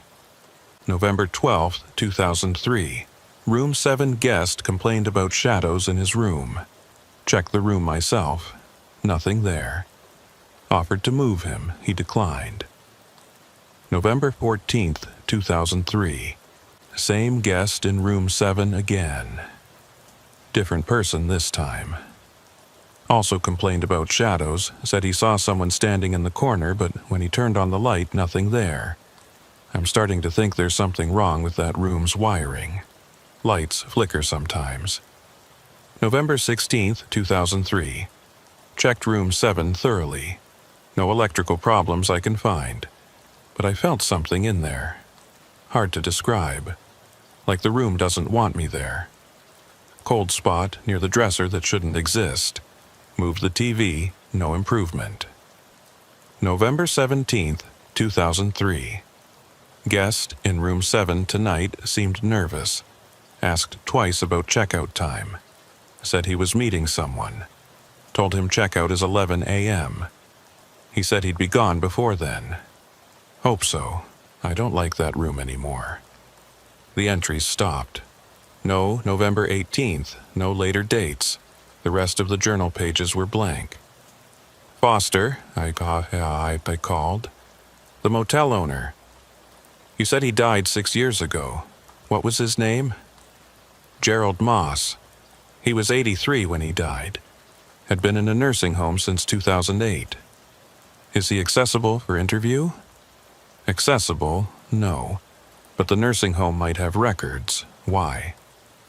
I showed him the journal. He read the November entries, his expression darkening. Guest complained about shadows, he read aloud. And on the night the video was recorded, November 17th, the room was occupied by someone meeting someone else. Who never checked out, I added. James Holbrook checked in at 10:35 p.m. The video timestamp shows 11:47 p.m. Holbrook should have been in that room when whatever happened on the tape occurred. You think the man in the video is Holbrook? I think we need to find out what happened to James Holbrook. And I think we need to understand why Peter Rothman ended up dead in the same room 20 years later. We spent the rest of the afternoon documenting the scene. I collected the journal, the registration card, the VHS tape, and took extensive photographs. The coroner's preliminary report came through around 4 p.m. Peter Rothman had died from a single gunshot wound to the chest, fired at close range. Powder burns suggested contact or near-contact discharge. No weapon recovered at scene. Suicide was possible. But if so, where was the gun? And how had he gotten into a locked room in an abandoned building? I drove back to Seattle as evening fell, the city lights blurred by persistent rain. Stopped at the office to drop off evidence and request research support. I needed everything on James Holbrook, Peter Rothman, the Cascade Motel, and Gerald Moss. At home, I couldn't stop thinking about that shadow on the video, the way it moved, the way the man had reacted, pressed himself against the wall like he was seeing something impossible. And the time skip, 11:47 to 11:52. 5 minutes vanished. At 11:47 p.m., my phone rang. Unknown number, I answered. Static. Then, underneath it, very faint, a voice. Room 7. Just that. 2 words, male voice. Muffled, like speaking through cloth or from a great distance. Who is this? More static, then, Room 7. He's waiting. Who's waiting? James Holbrook? Peter Rothman? The line went dead. I checked my phone log. The call had lasted 47 seconds. 11:47 p.m. to 11:48 p.m. 47 again. The same pattern as the timestamp. 11:47. I pulled up my computer, started digging into numerology and pattern recognition. Found nothing immediately useful. 47 appeared in various contexts, but nothing specific to motel rooms or missing persons. Then I tried something different. Plugged Room 7-1147 into a search engine with Cascade Motel Everett. Got 1 hit. A forum post from 2004, archived on an old paranormal investigation website. The user was anonymous, but the content was specific. Has anyone investigated the Cascade Motel in Everett, WA? It closed suddenly in November 2003. I heard a guest disappeared from Room 7 on November 17th. No body found, no explanation. The owner sealed the room and refused to talk about it. By January, the whole motel was shut down. Someone should check it out. The post had 2 replies, both dismissive. One said it was probably just someone skipping on their bill. The other said paranormal stuff was nonsense and the poster was wasting everyone's time. No further discussion. The thread died. But someone had known about James Holbrook's disappearance within a year of it happening, and that someone thought it was worth investigating. I traced the post metadata. No user information available. The site had shut down in 2011, archives barely maintained, but there was an email contact for the forum administrator. I sent a message, not expecting response. Sites this old rarely had anyone monitoring them. Then I started researching James Holbrook. Washington State databases showed him as missing person filed in December 2003. Last known location, Cascade Motel, Everett. Last seen November 17, 2003. Investigation was brief. No leads, no body. Case went cold. Holbrook had been 34 at the time, software engineer for a Seattle tech company. Single, no children. Parents both deceased. One sister in California who filed the missing persons report after not hearing from him for 2 weeks. I found the sister's contact information. Rita Holbrook, now Rita Morrison after marriage. Still in California, living in Sacramento. I called her. It was late, almost midnight. But this couldn't wait. She answered on the 3rd ring, voice thick with sleep. Hello? Ms. Morrison, this is Special Agent Lauren Carver with the FBI. I'm calling about your brother James Holbrook.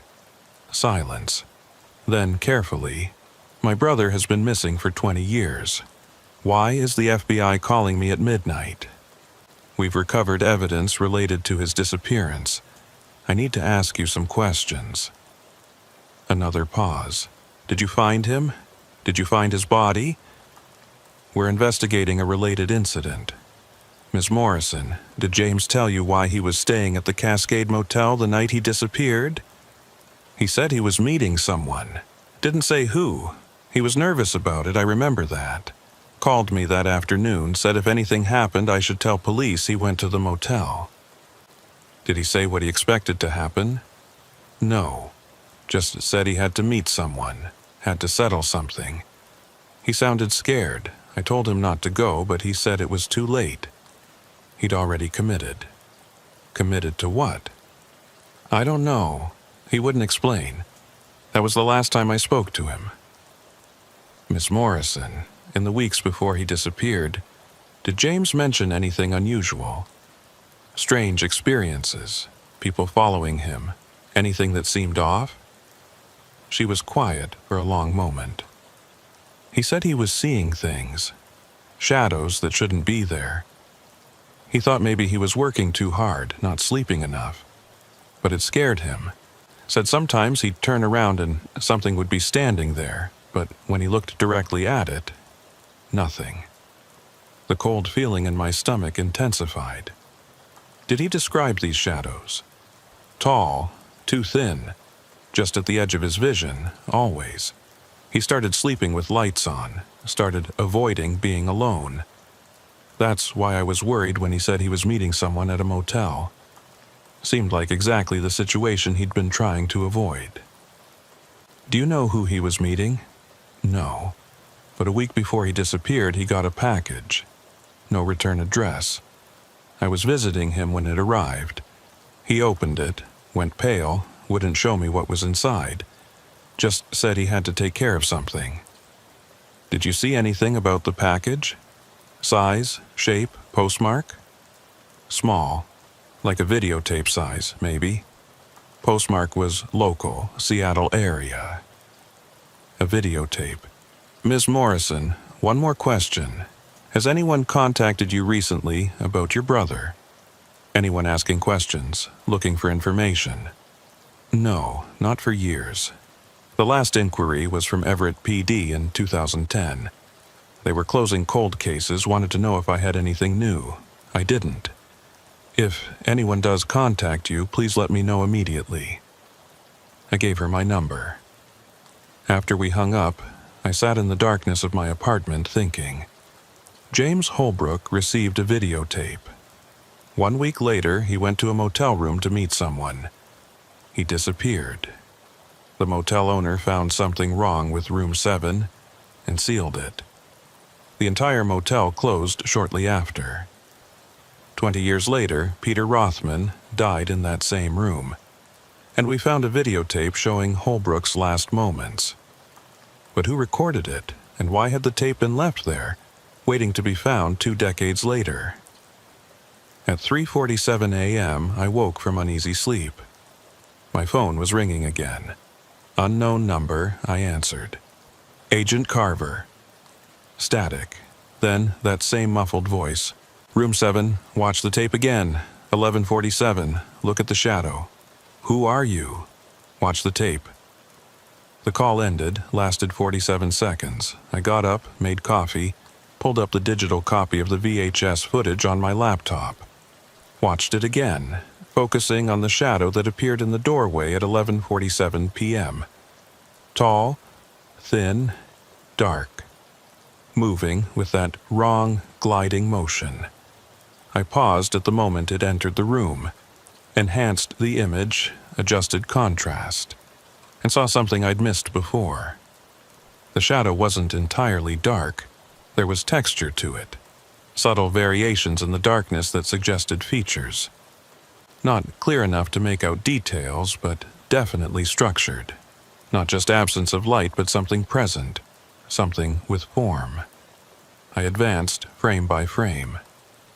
The shadow approached Holbrook, reached out, and in the moment before the timestamp jumped, for just one frame, I saw something else. A second shadow, behind the camera, behind where I was sitting now, watching the footage. A shape identical to the one approaching Holbrook, standing in the exact position where the TV had been when I visited the room today. The same position where I'd watched this tape with Detective Foster. I stopped the playback, sat back, thought about the implications. The tape showed two shadows, one approaching Holbrook, one behind the camera, which meant whatever these things were, there had been at least two in the room that night. And if one was positioned where the TV now sat, I grabbed my phone, called Foster. He answered groggily. "Carver, it's 4 in the morning. The TV in room 7, when you found Rothman's body, where exactly was it positioned?" "What? The dresser. Same place it is now. Why?" "On the tape, there's a second shadow, standing exactly where that TV is. Foster, I think the camera that recorded Holbrook's disappearance was positioned in the same spot we found the TV and VCR. That doesn't make sense. The recording is from 2003. The TV and VCR we found are different models." "Are they? Did you check serial numbers?" Silence. Then, "No. We documented them, but didn't check serials against..." "You think they're the same devices?" "I think someone wants us to watch that tape from the same position it was recorded, and I think Peter Rothman figured that out." "Why would that matter?" "I don't know, but 2 people are dead or missing from room 7, both connected to this tape, both at 11:47.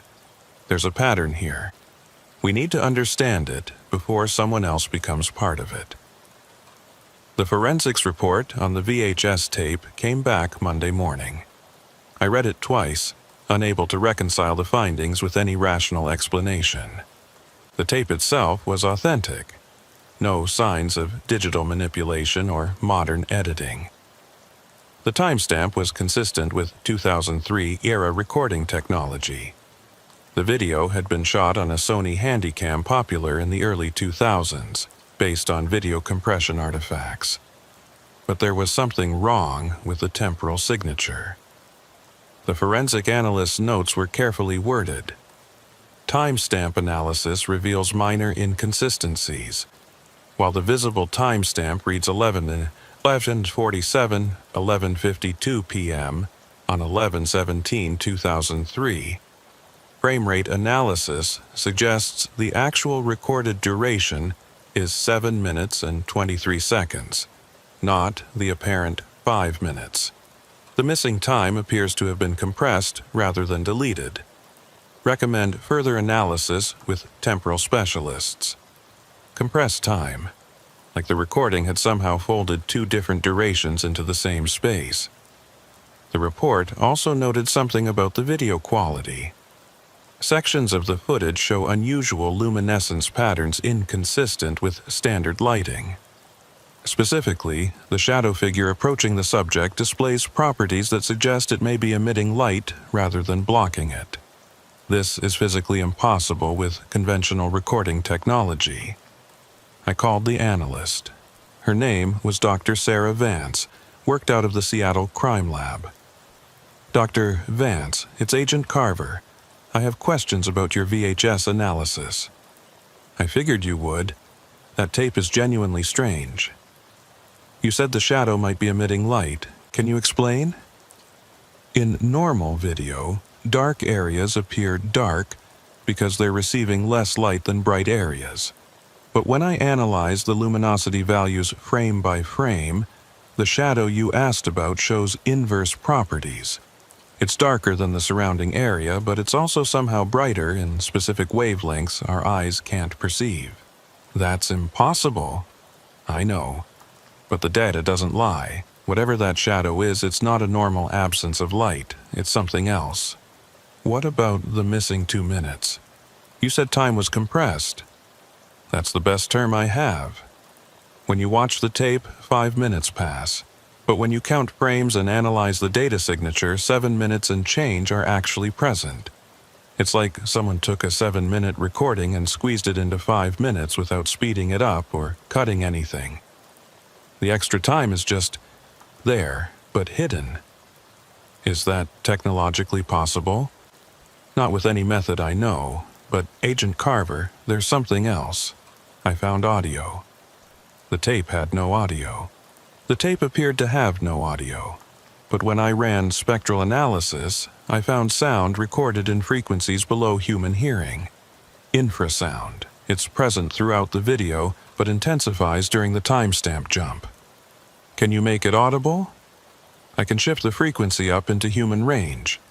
But I have to warn you, infrasound can cause psychological effects. Anxiety, unease, sense of presence. There's a reason it's sometimes called the fear frequency. Send me the file. I'll email it. But Agent Carver, be careful listening to it. This isn't normal infrasound. The patterns are too regular, too structured. It's almost like language. The email arrived 10 minutes later. I downloaded the audio file, plugged in headphones, pressed play. For the first 30 seconds, nothing. Just low rumbling that I felt more than heard. Then, gradually, patterns emerged. Not words exactly, but cadences that suggested communication. Rising and falling tones that felt like sentences.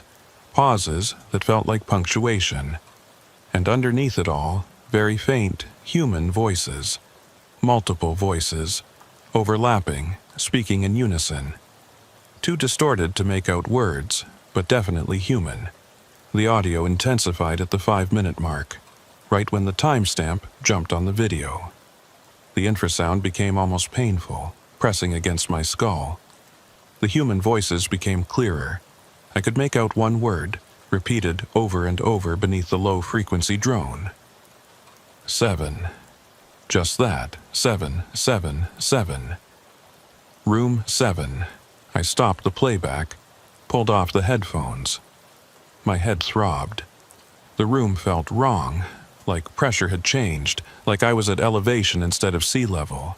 I called Dr. Vance back. The voices saying, 7. How many distinct speakers? I counted 47. That number again, 47. Is there any significance to that number? Not that I know, but Agent Carver, I've been thinking about this tape, about the timestamp, the shadows, the audio.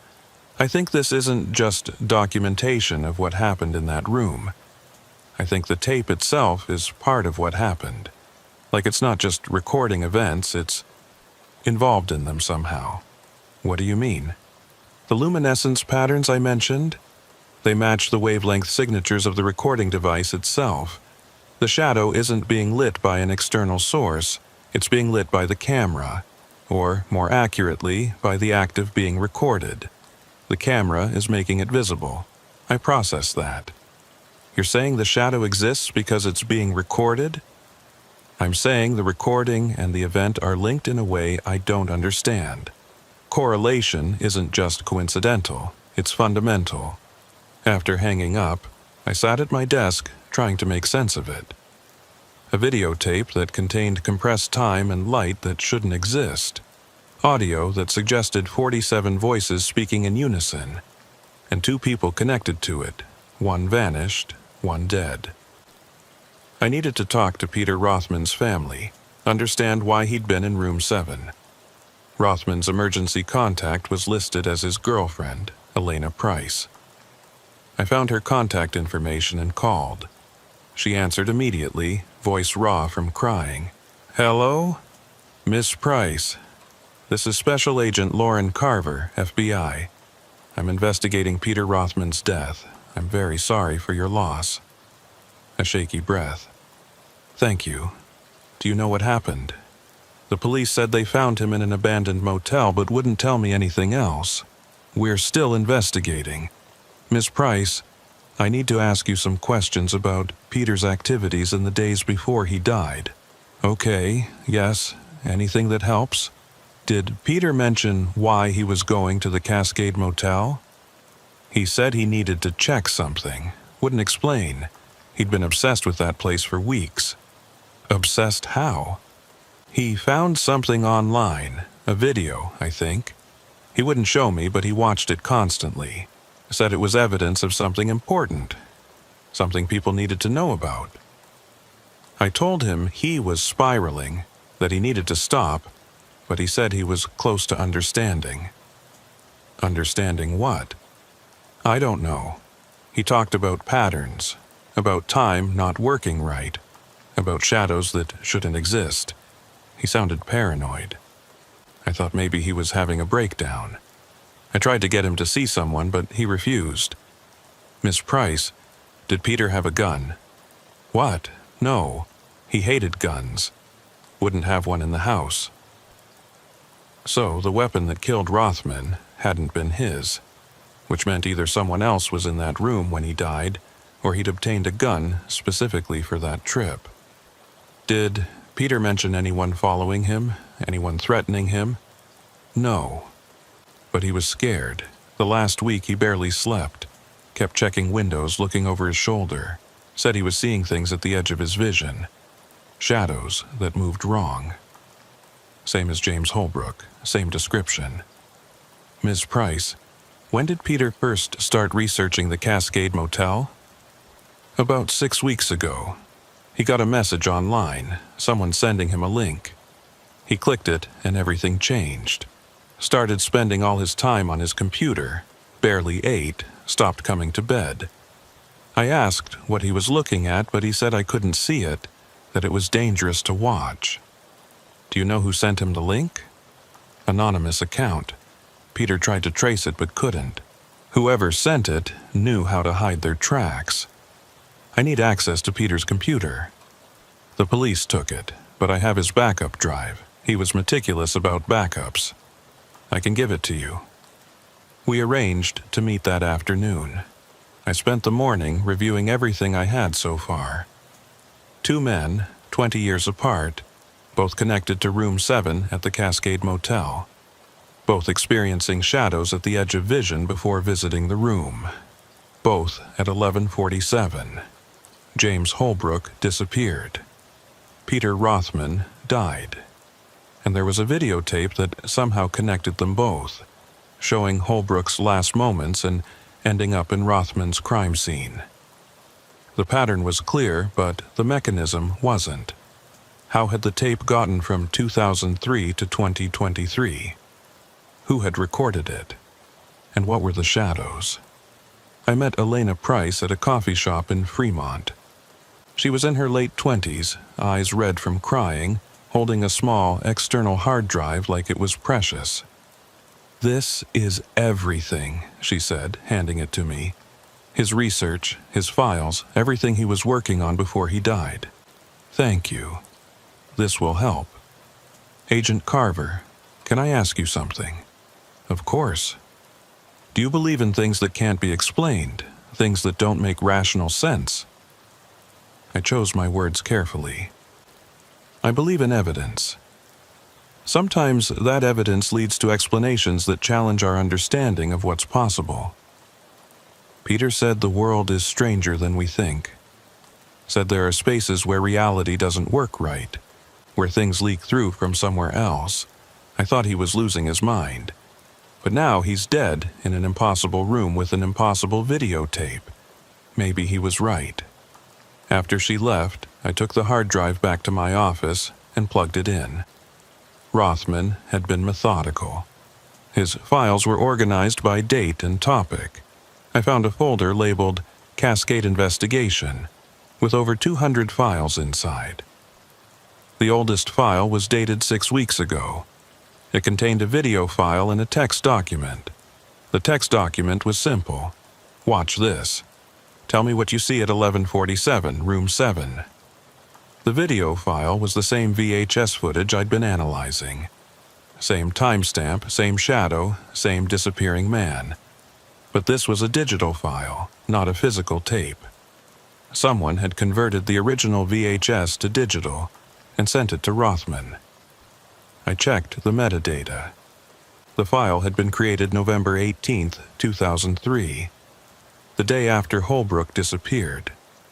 So someone had digitized the tape within 24 hours of the recording and held onto it for 2 decades before sending it to Rothman. Who and why? I went through Rothman's other files. He'd been researching the Cascade Motel extensively. Historical records, newspaper archives, property records. He'd found the same forum post I had about Holbrook's disappearance. But he'd gone further. He'd located Rita Morrison and contacted her, gotten details about Holbrook's final weeks. He'd visited the motel multiple times, photographed it from every angle. And he'd found something I hadn't. In a file dated 3 weeks ago, Rothman had discovered that the Cascade Motel had a history. Not just Holbrook's disappearance in 2003. Earlier incidents.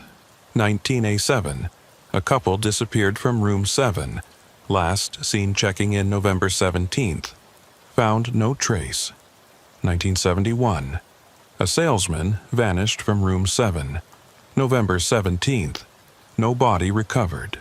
1955, the motel's original owner died in room 7. November 17th, cause of death listed as heart attack, but witnesses reported seeing shadows in the room before his body was discovered. Every 20 years, almost to the day. November 17th, room 7. Someone disappeared or died. And the pattern suggested another incident was due. I checked the calendar. Today was November 20th, 2023. 3 days ago had been November 17th, the day Rothman died. The pattern had repeated. I kept reading. Rothman had developed a theory, documented in a file labeled Temporal Thesis. He believed Room 7 existed in multiple time periods simultaneously, that something about the location created overlap between different years, specifically years separated by roughly 2 decades. The video showed Holbrook in 2003, but it had been recorded by someone in 2023, reaching back through time. He theorized the shadows were people existing between timelines, not fully present in either, visible only at specific moments when the timelines aligned. And those moments clustered around 11:47 p.m. on November 17th. His evidence was circumstantial but compelling. The motel owner's journal showing guests complaining about shadows starting in the late 1990s. The architectural plans showing Room 7 had been built on the site of an old structure that burned down in 1953. Historical records showing the previous structure had also had reports of unusual phenomena in the equivalent location. Something about that specific spot made reality thin. Time didn't flow normally there. Past and future bled together. And according to Rothman's timeline, the next incident would occur November 17th, 2043, 20 years from now, unless the pattern was accelerating. His final entry, dated November 16th, was chilling. I'm going to room 7 tomorrow night, 11:47 p.m. If I'm right, I'll see them, the shadows, and maybe I'll understand what Holbrook saw before he vanished. Maybe I'll understand what all of them saw. Elena, if you're reading this, don't come looking for me. If I don't come back, I made my choice. Some questions have to be answered even if the answer is dangerous. Rothman had gone to room 7 knowing he might not return.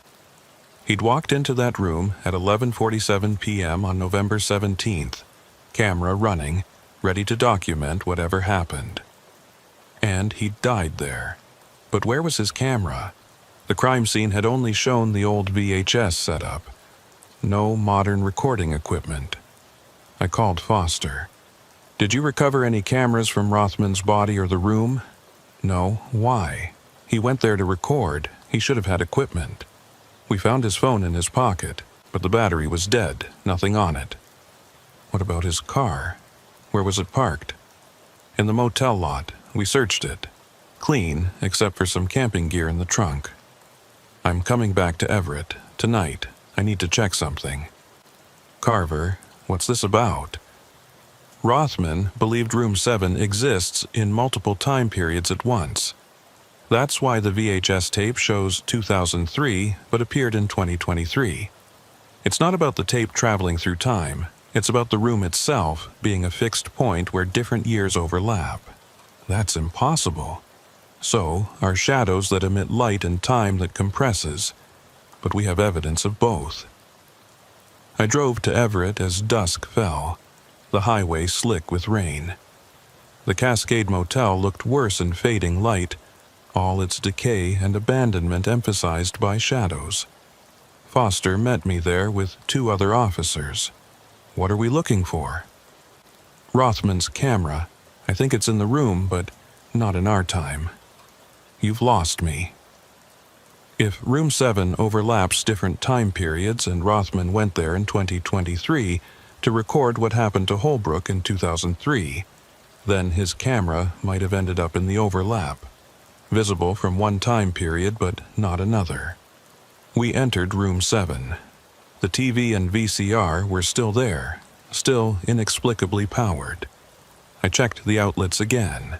No power to the building, but the devices had charge. I pulled out a device from my bag, electromagnetic field detector, sensitive enough to pick up minor fluctuations. "What's that?" Foster asked. "If there's temporal overlap, it should create EM distortion. This will show it." I turned on the detector and swept the room. Most areas read normal, but near the dresser where the TV sat, the readings spiked. "Here," I said, "something's wrong with this spot." I moved the TV aside, checked behind it. Nothing visible. But the EM readings were off the scale. "Foster, do you have a camera that can see infrared?" "In my vehicle. 1 second." He returned with a FLIR thermal camera. I took it, pointed it at the wall behind where the TV had been. Through the thermal view, I saw it. A handprint, recent, still radiating heat. But when I looked with naked eyes, no mark on the wall. There's a handprint here that's only visible in thermal. That's impossible. Point your camera at it. Foster pulled out his phone, took a photo of the wall, looked at the image. Jesus, the handprint shows up in the photo. We both stared at the phone screen. Clear as day, a handprint that wasn't there when we looked directly at it. "It's in a different time," I said. "The wall is solid for us, but someone in another time period touched it recently. The heat signature is crossing over somehow. This is insane." "Where's the handprint positioned?" Foster checked. "About chest height, like someone pressed against the wall. Like they were trapped. Like they were trying to get through." I had an idea. Irrational, but worth trying. "Foster, can you get me a video camera? Something that can record continuously?" "I have one in my vehicle. Body cam." "Perfect. Set it up pointing at this wall. I want to record overnight, see if anything changes." "You're going to leave it here?" "Someone left the VHS equipment powered for 20 years. I want to see what happens if we add a new camera to the room." We set up Foster's body cam on a tripod, aimed at the wall with the thermal handprint. Set it to record continuously. "I'll check it tomorrow morning," Foster said. "No, I will. This is FBI jurisdiction now." He didn't argue. We were both unsettled enough that jurisdictional disputes seemed trivial. As we left Room 7, I glanced back. In the fading light, for just a moment, I thought I saw something standing in the doorway. Tall, too thin, wrong proportions. I blinked, and it was gone. "Did you see that?" I asked Foster. "See what?" "Nothing. Trick of the light." But I knew it wasn't. That night, I reviewed Rothman's files again, looking for anything I'd missed. Found a folder I'd overlooked before. Communications. Inside were email drafts, unsent messages Rothman had written but never delivered. The first was addressed to me. "Agent Carver, If you're reading this, I'm probably dead or gone. I'm sorry. I tried to solve this myself, but it's bigger than one person. The pattern spans decades, maybe centuries. Room 7 is just one node in a larger network. I found others. Motel rooms across the country, always Room 7, always experiencing temporal anomalies. This isn't isolated, it's widespread. Someone or something is using these rooms as anchors, creating stable points where time doesn't flow linearly. Why? I don't know, but it's getting worse. The overlaps are becoming more frequent, more pronounced. Soon, these rooms won't just show echoes of other times. They'll be fully connected. Past, present, future, all accessible from one location. What happens then? Peter Rothman. The email was dated November 16th, the day before he died. I checked the attachments. He'd included a list of locations, 23 motels across the western United States, all with similar reports. Strange occurrences in Room 7, guests disappearing, shadows, time distortions, all following the same pattern. Incidents roughly 20 years apart, always November 17th or close to it. This wasn't just about the Cascade Motel, it was everywhere. I should have reported it to my supervisor, should have requested additional resources, brought in experts. But something stopped me. The same thing that stopped Rothman. If this pattern involved temporal anomalies, bringing more people in might just create more victims. Better to understand it first, figure out the mechanism, then decide how to proceed. At 11:47 p.m., I received another call. Unknown number. I answered. I'm getting tired of these calls. Static. Then, tomorrow, Room 7, come alone. Bring the tape. Who are you? Someone who wants this to end. End how? The pattern can be broken, but only from inside. Only at 11:47. Tomorrow, November 21st. It's not the regular date, but the overlap is still active. Rothman destabilized it, created a window. One chance. Don't waste it. Why should I trust you? Because I'm James Holbrook, and I've been trapped here for 20 years. Please, Agent Carver, come break the pattern, or I'll be here forever, and so will everyone else. The call ended. I sat in darkness, heart pounding. James Holbrook calling from 20 years ago, or calling from the overlap, or calling from some space between times that shouldn't exist, telling me to go to Room 7 tomorrow night with the tape. It was obviously a trap. Had to be. No rational scenario where this ended well, but if it was really Holbrook, if he'd been trapped for 2 decades in temporal overlap, then I had an obligation to help. And if the pattern could be broken, preventing future disappearances across multiple locations, then I had an obligation to try. I made my decision. Tomorrow night, 11:47 p.m. Room 7, I'd go, bring the tape, and see what waited in the overlap. I spent Tuesday preparing. Told no one where I was going or what I planned. Left a sealed letter with my supervisor, instructions not to open unless I didn't return within 48 hours. Downloaded all of Rothman's research. Made copies, stored them in multiple locations. If something happened to me, someone else could continue the investigation. Visited a military surplus store, bought equipment, night vision monocular, handheld radio, emergency beacon that broadcast on restricted frequencies, flashlight with both white and red LEDs, paracord, first aid kit, probably useless against temporal anomalies, but better than going unarmed. I also brought my service weapon. No reason to think a gun would help, but I felt better having it. At 3 p.m., I visited the evidence locker, checked out the original VHS tape. The clerk logged it, asked when I'd return it. Tomorrow, I said, unless something goes wrong. Goes wrong how? Don't worry about it. I drove to Everett at 9 p.m., light traffic on I-5, rain steady. The Cascade Motel looked different at night. Not just abandoned, hungry, like the building was waiting for something. Foster's body cam was still in room 7, recording as programmed. I collected it, reviewed the footage on my laptop. 8 hours of nothing. Empty room. Wall with the thermal handprint showing faintly in the camera's low-light mode. Then, at 3:47 p.m., something changed. The handprint began moving. Not the heat signature fading or dispersing, moving, sliding down the wall like someone was dragging their hand.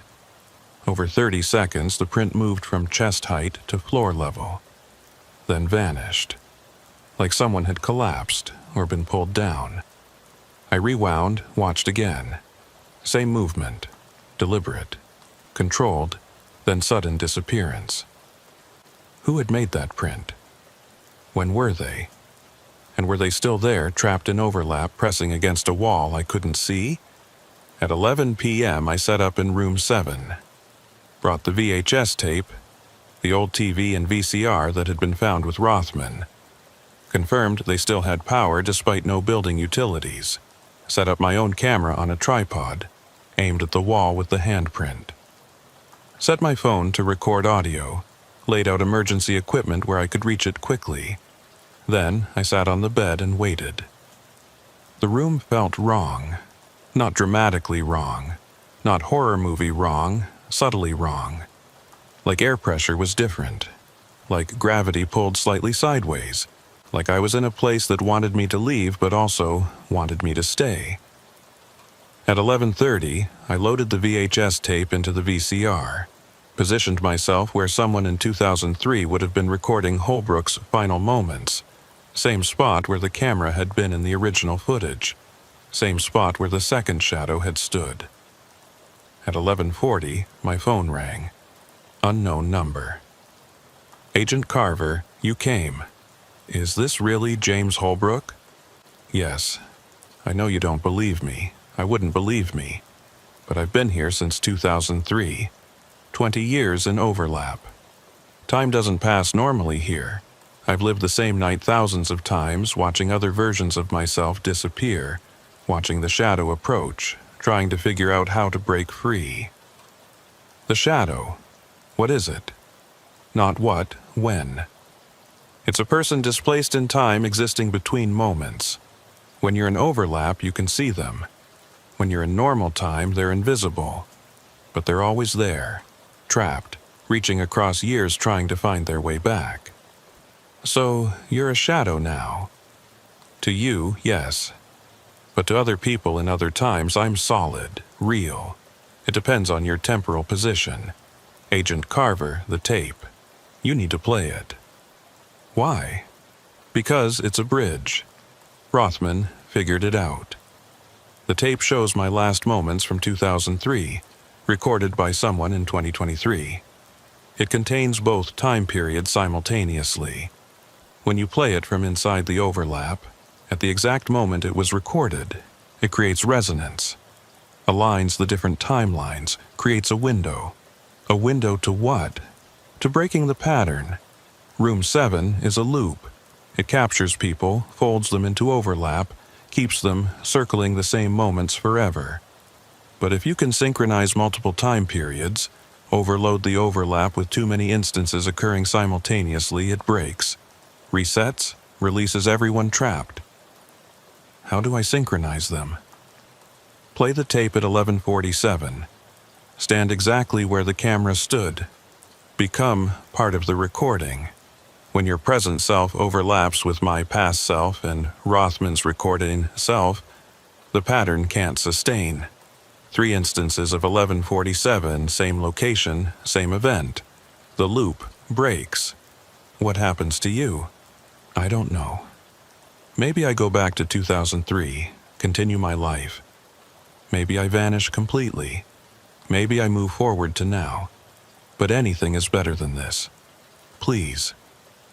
At 11:45, I positioned myself in front of the TV. The tape was cued to start at 11:47. My camera recorded everything. If this worked, if it didn't, at least there'd be evidence. At 11:46, the room changed. Not dramatically, subtly.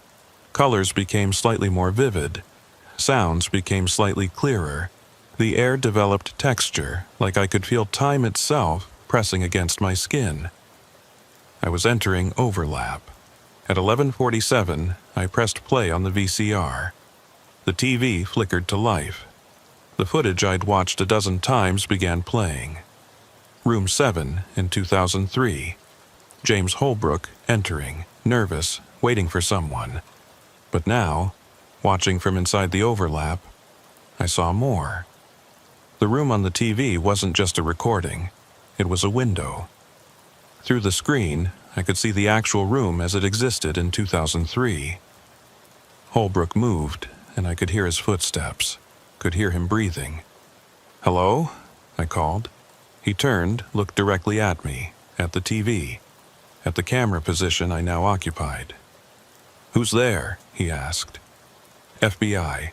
James, you need to leave, right now. You're about to be trapped." "I can't leave. I'm waiting for someone." They said they had information about the shadow appeared in the doorway. But now, from my position in overlap, I could see it clearly.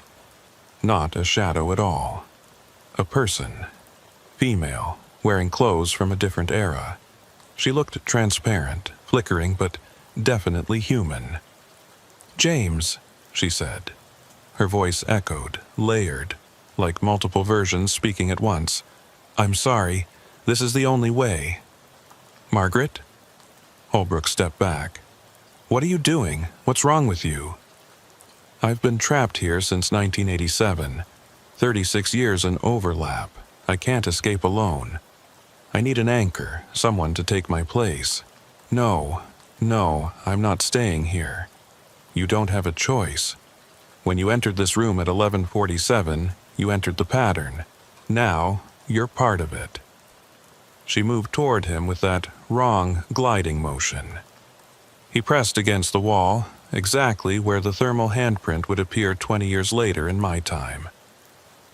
"Please," he said. "Don't do this." She reached out, touched him, and he folded. Not disappeared. Folded. Like reality creased, and he slipped into the crease, present but displaced. I could still see him, but he was translucent now, overlapped, trapped between moments. The TV timestamp jumped. 11:47 to 11:52. 5 minutes compressed, just like the analysis showed. When the footage resumed, Margaret was gone. Holbrook was gone. The room was empty. But from my position in overlap, I could see them both, standing in the room, existing in the space between seconds. Trapped. "Agent Carver," Holbrook's voice coming from everywhere and nowhere. "You see it now? The pattern. She trapped me like someone trapped her, and someone before her. Going back decades, each person escapes by trapping the next. Then I won't trap anyone. I'll break the cycle. You can't. Once you're in overlap, the only way out is to transfer it to someone else. That's how the pattern sustains itself. Victim becomes victimizer. It's been going for over 70 years. There has to be another way. There is. The synchronization. But you need 3 instances. Me in 2003, you in 2023, and someone else in 2043. All of us at 11:47, same position, same awareness. That's enough temporal density to break the loop. There's no one in 2043. That year hasn't happened yet. But in overlap, all times exist simultaneously. If you can pull someone from 2043 into this moment, or push yourself forward to meet them, the synchronization completes. How? The tape. It shows 2003. You're watching in 2023. If you record yourself watching it, that recording will exist in 243. Someone will find it, just like you found mine. They'll play it at 11:47, and the 3 instances will align. The pattern breaks. I understood. The tape Rothman had been sent. I was supposed to create it, record myself in this moment, watching the 2003 footage so that 20 years from now, someone else could watch me watching it, creating the 3-layer synchronization. But that takes 20 years. You'll be trapped until 2843. I've been trapped since 2003. Another 20 years is nothing compared to eternity. Please, Agent Carver, record this. Create the next layer. Let the pattern finally end. I looked at my camera on the tripod. It was recording everything. Me, the TV showing 2003, the room as it existed in 2023. When someone found this footage in 2043 and played it at 11:47, they'd see me watching Holbrook. 3 time periods, same location, same moment. Enough to break the pattern. All right, I said, I'm recording, but Holbrook, I'm not leaving you here. You have to.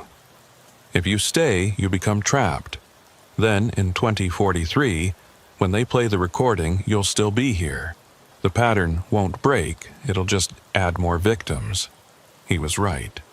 The synchronization required me to leave, to return to normal time, to let the recording exist as a bridge without becoming trapped myself. There's one thing I don't understand, I said. Margaret, the woman who trapped you, she mentioned someone trapped her in 1987. Who was it? From the wall, another voice. Male, older. I'm sorry. I was desperate. Had been trapped since 1971. And another voice, female, elderly. I trapped him, forgive me. I've been here since 1955. And more, voices layering, overlapping, decades of victims, all trapped in room 7, all existing in the overlap simultaneously. How many? I asked. 47, Holbrook said. Going back to 1907, all of us waiting for the pattern to break. 47. That number again. The voices on the audio analysis. 47 distinct speakers. They'd all been saying the same thing because they were all experiencing the same thing. Trapped in room 7, waiting for release. In 2043, when someone plays my recording, what happens to all of you? We're released, sent back to our original times, the moment before we entered overlap. Given a chance to choose differently, we get our lives back. Including you, including me. I'll be in 2003 again, receiving that package, deciding whether to visit room 7, and this time I won't come. I'll throw the tape away. I'll live my life. What about the person who plays the recording in 2043? They have to choose. Stay and become trapped, or leave and let the synchronization complete. Most people choose to leave, but there's always a risk. The pattern is seductive. It wants to continue. It'll try to keep whoever enters. I looked at the TV. The 2003 footage had ended. The screen showed static. My camera was still recording, capturing everything. I had what I needed. The 3-layer documentation. 2003, 2023, 2043. Time to leave. Holbrook, I'm going. Thank you, Agent Carver. In 2043, I hope to be living a normal life. Maybe we'll meet. Maybe I'll remember this. Maybe I won't. Either way, you saved 47 people. That matters. What do I tell your sister? Rita's been wondering what happened to you for 20 years. Tell her I'm sorry. Tell her I made a choice and it was the wrong choice, but I'm fixing it. Tell her she'll see me again, just 20 years younger than she expects. I started toward the door. The room resisted. That subtle wrongness intensified, became physical pressure trying to keep me in place. I pushed through. One step, then another. Behind me, the voices rose. 47 people, speaking in unison. Thank you, thank you, thank you. I reached the door at 11:52, the exact moment the timestamp jumped on the original footage. Stepped through. The pressure released. I was back in normal time, standing in a derelict motel room at midnight, rain hammering the roof. I turned around. Through the doorway, I could see room 7. Empty. No TV, no VCR, no camera equipment. Just an abandoned room that hadn't been occupied in 20 years. The overlap had closed. I collected my camera, my phone, my equipment. Left the original VHS tape on the dresser where I'd found it. Someone in 2043 would need it to complete the pattern. Outside, Detective Foster was waiting, looking worried. "Carver, you were in there for 47 minutes. I was about to come in." 47 minutes, of course. What happened? I recorded what I needed to record. The case is solved, Foster. Or it will be in 20 years. That doesn't make sense. I know, but it's true. James Holbrook didn't die or disappear. He got trapped in temporal overlap. So did 46 other people going back to 1907. They're all still there, waiting for someone in 2043 to play a recording that will synchronize 3 time periods and break the pattern. Foster stared at me. "You're not joking." "I'm not joking. And I have proof. Video evidence, audio evidence, 47 voices recorded in infrasound, all of it documented. But Foster, we can't stop what's happening. We can only complete it." "What do you mean?" "I mean in 2043, someone will find my recording. They'll play it at 11:47 on November 17th, and when they do, 47 people will be released from overlap, including James Holbrook. But until then, they're trapped. And there's nothing we can do to help them except make sure my recording survives." We stood in the rain, looking at the dark facade of room 7. "This is insane," Foster said. "I know, but it's true." "So what happens now?" "Now I file a report that won't be believed. I document everything. I make sure the recording is preserved, and I wait 20 years to see if I was right." Foster shook his head. "I'm too old for this. I'm retiring next year. Someone else can deal with this insanity." Smart choice. I drove back to Seattle in the early hours, exhausted, my head spinning with implications. I'd seen temporal overlap, talked to someone trapped for 20 years. Recorded evidence that would change everything we understood about time and space, but no one would believe it. Not without context, not without preparation. So I wouldn't tell them, not yet. I'd file a classified report, store the evidence in sealed archives, mark it to be opened in 2043, 20 years from now. When someone in 2043 found my recording and played it, the synchronization would complete. 47 people would be released. And I'd be vindicated, or I'd be forgotten. Either way, I'd done what I could. At home, I prepared the archive. Digital files, physical media, notarized documents, instructions for future investigators. Sealed it all in a box, labeled it clearly. To be opened November 17th to SI-43.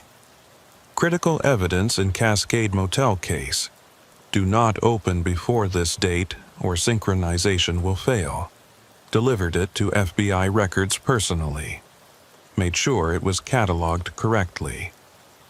Then I went home and slept for 16 hours. When I woke, I had 47 missed calls, all from unknown numbers. I didn't answer them. I knew what they were. 47 voices thanking me from overlap. 47 people counting down 20 years until freedom. I erased the calls, blocked the numbers. Some things are better left in the past, or the future, or whatever strange space exists between them. The report I filed was classified within hours of submission. My supervisor called me into his office, closed the door, asked me what the hell I'd been thinking. "You can't submit a report claiming temporal anomalies," he said. "The Bureau will think you've had a breakdown." Read it again. Look at the evidence. 47 distinct voices recorded in infrasound. Video showing time compression. Physical handprints visible only in thermal imaging. All documented, all verified. Or explainable as technical glitches and environmental effects. Carver, I'm not saying you didn't experience something, but temporal overlap? People trapped between years? That's science fiction. It's evidence. Whether you accept the interpretation or not, the data is real. He was quiet for a long time. Finally. The evidence is sealed. The case is closed. Peter Rothman's death is listed as suicide, gun disposed of by person or persons unknown. James Holbrook remains a missing person. The Cascade Motel will be demolished next month. That's the end of it. And the recording I made? Archived. Sealed until 2043 as you requested. If you're right, someone will find it and do whatever you think will happen. If you're wrong, it'll stay sealed forever and no one will ever know you filed an insane report. Fair enough. I was reassigned. Out of Seattle, away from anything related to the Cascade Motel or temporal phenomena. Sent to Denver, given fraud cases, kept busy with routine work, punished, essentially, but subtly. Nothing official, nothing I could appeal, just a career trajectory that had been derailed. I didn't fight it. Understood the reasoning. Can't have agents filing reports about time travel and ghosts. Bad for institutional credibility. But I kept my copies of the evidence. Private backups stored securely, just in case someone in the future needed them. 3 months after closing the case, I received a package at my Denver office. No return address. Inside was a VHS tape. The label read, Room 7, November 2023. My heart stopped. I hadn't created a VHS tape. I'd recorded digitally. So where had this come from? I found an old VCR, plugged it in, played the tape. It showed Room 7, same camera position as my recording. Same timestamp, November 21st, 2023, 11:47 p.m. But the video quality was wrong. Too grainy, too degraded. Like it had been copied multiple times. Like it was old. And as I watched, I realized why. This wasn't my original recording. This was a copy made in 2043, sent back to me in 2024. Someone 20 years in the future had found my recording, created a VHS copy, and sent it back through time. Through the overlap. The video showed me standing in Room 7, watching the 2003 footage on the TV. Showed the moment I'd created the 3-layer synchronization. But there was something else on the tape. Something I hadn't recorded. At 11:52, after I'd left the room, the camera kept recording. The room didn't stay empty. One by one, figures appeared. Translucent at first, then solid. 47 people materializing out of overlap. James Holbrook, looking exactly like his 2003 photo. Margaret from 1987. The man from 1971. The woman from 1955. All of them, spanning decades, all released. They looked around the room, confused but aware. Free. Then they walked out the door, one by one, returning to their own times. The last figure to appear was someone I didn't recognize. A woman in her 30s wearing clothes that looked futuristic. 2043 fashion, maybe. She looked directly at the camera, spoke. Agent Carver, if you're watching this, the synchronization worked. Everyone was released. Holbrook is back in 2003, living his life. The pattern is broken. But I need to warn you, Room 7 isn't the only location, there are others. Rothman was right. This phenomenon is widespread. I found 12 more sites, all operating on similar patterns. And they're accelerating. Soon they won't need 20-year intervals. They'll overlap constantly, trapping people continuously. Someone needs to stop them.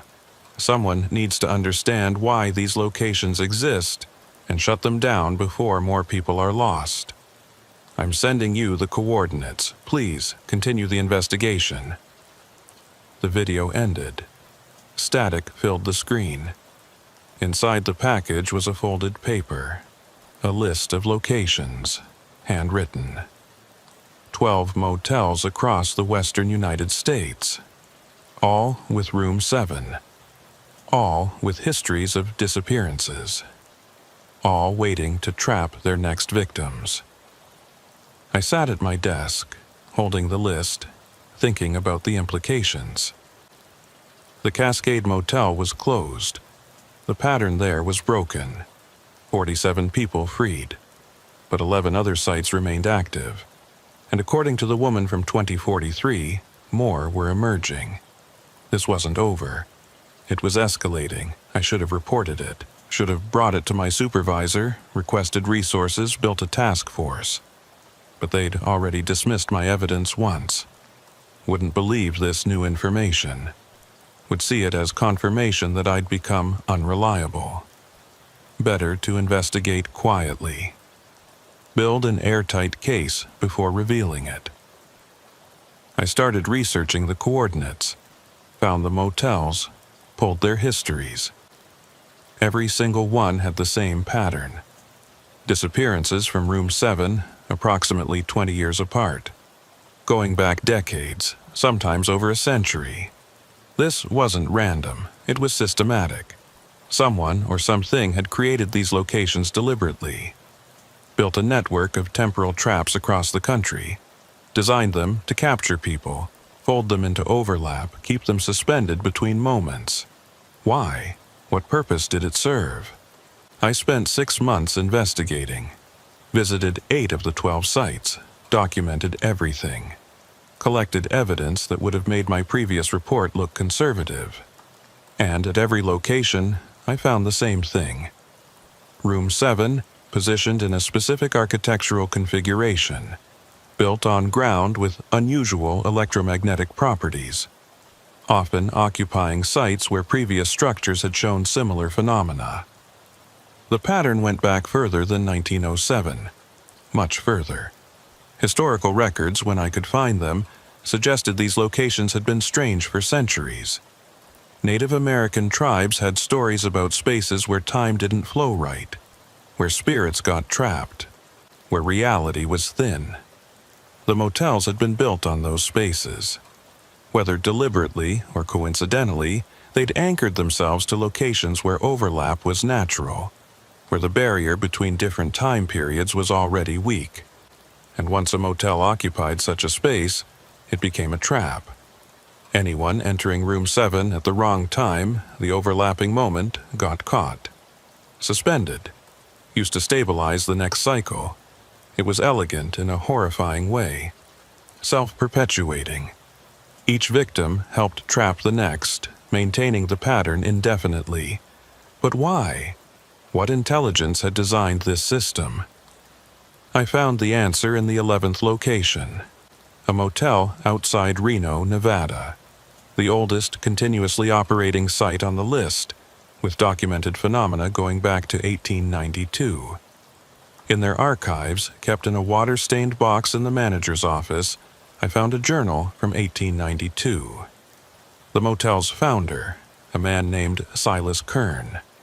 He wrote about his discovery, a place where time was strange, where he could see other years, other decades, all layered over each other. He'd built the motel deliberately to study it, to try to understand why that specific spot showed temporal properties. And he'd learned something terrifying. The overlap wasn't natural. It was artificial, created by something from outside our timeline entirely.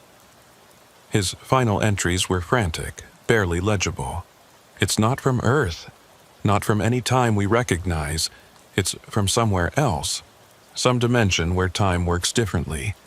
It's using our world as a storage space, trapping people, not out of malice, but because it needs anchors. fixed points it can reference.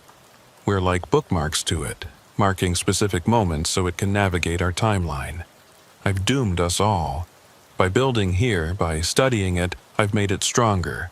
Now it wants more anchors, more motels, more room 7s. It's spreading, and I don't know how to stop it. The journal ended there. Silas Kern disappeared November 17, 1892. From room 7. The first recorded victim. Or maybe the architect who'd condemned everyone who came after. I photographed every page. Sealed the journal back in its box, left the motel. This was bigger than temporal overlap, bigger than trapped people. An intelligence from outside our reality was using motel rooms as anchors, marking our timeline like surveyor stakes. For what purpose? Navigation? Study? Invasion? I didn't know, but I knew it had to be stopped. The problem was, I had no idea how. You can't fight something that exists outside time. Can't trap something that uses temporal overlap as a tool. I needed help. Expertise I didn't have. Scientists who understood theoretical physics. Intelligence agencies who dealt with classified phenomena. I started making contacts. Careful inquiries. Mentioned temporal anomalies without giving specifics. Felt out who might believe, who might help. Most people dismissed me. Politely, but firmly. Temporal anomalies weren't real. Time travel was science fiction. I was chasing shadows. But a few listened. A physicist at MIT who studied closed time-like curves. An analyst at DARPA who worked on classified temporal research. A retired CIA officer who'd investigated similar phenomena in the 1970s. Together, we formed an unofficial working group. No formal mandate, no budget, no authority. Just 5 people who believed something impossible was happening and wanted to understand it. We called ourselves Room 7. Over 2 years, we developed a theory.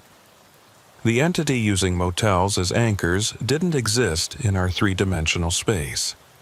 It existed in a higher dimension, where time was a navigable geography. To it, our timeline was like a river. It couldn't enter the river directly, but it could drop anchors.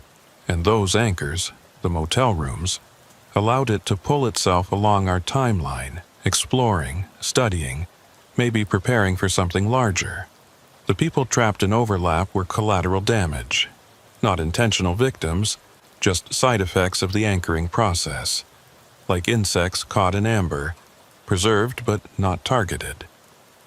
But as the entity used more anchors, as more Room 7s came online, the effect was accelerating. Overlap periods were lasting longer, happening more frequently. Soon they'd be constant. And when overlap became permanent, when all those locations existed simultaneously in multiple time periods, the entity would have full access to our timeline. Past, present, future, all connected. What would it do then? We didn't know, but we suspected it wouldn't be good for the insects caught in its amber. We needed to collapse the anchors, destroy the Room 7s before they reached critical mass. But how do you destroy something that exists in multiple time periods simultaneously? Demolishing the physical structure wouldn't work. The anchor was temporal, not spatial. The physicist, her name was Dr. Sarah Chen, had an idea.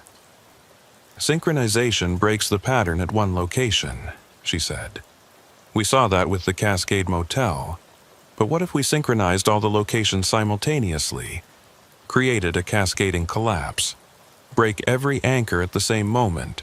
Across decades, overload the entity's navigation system. How? I asked.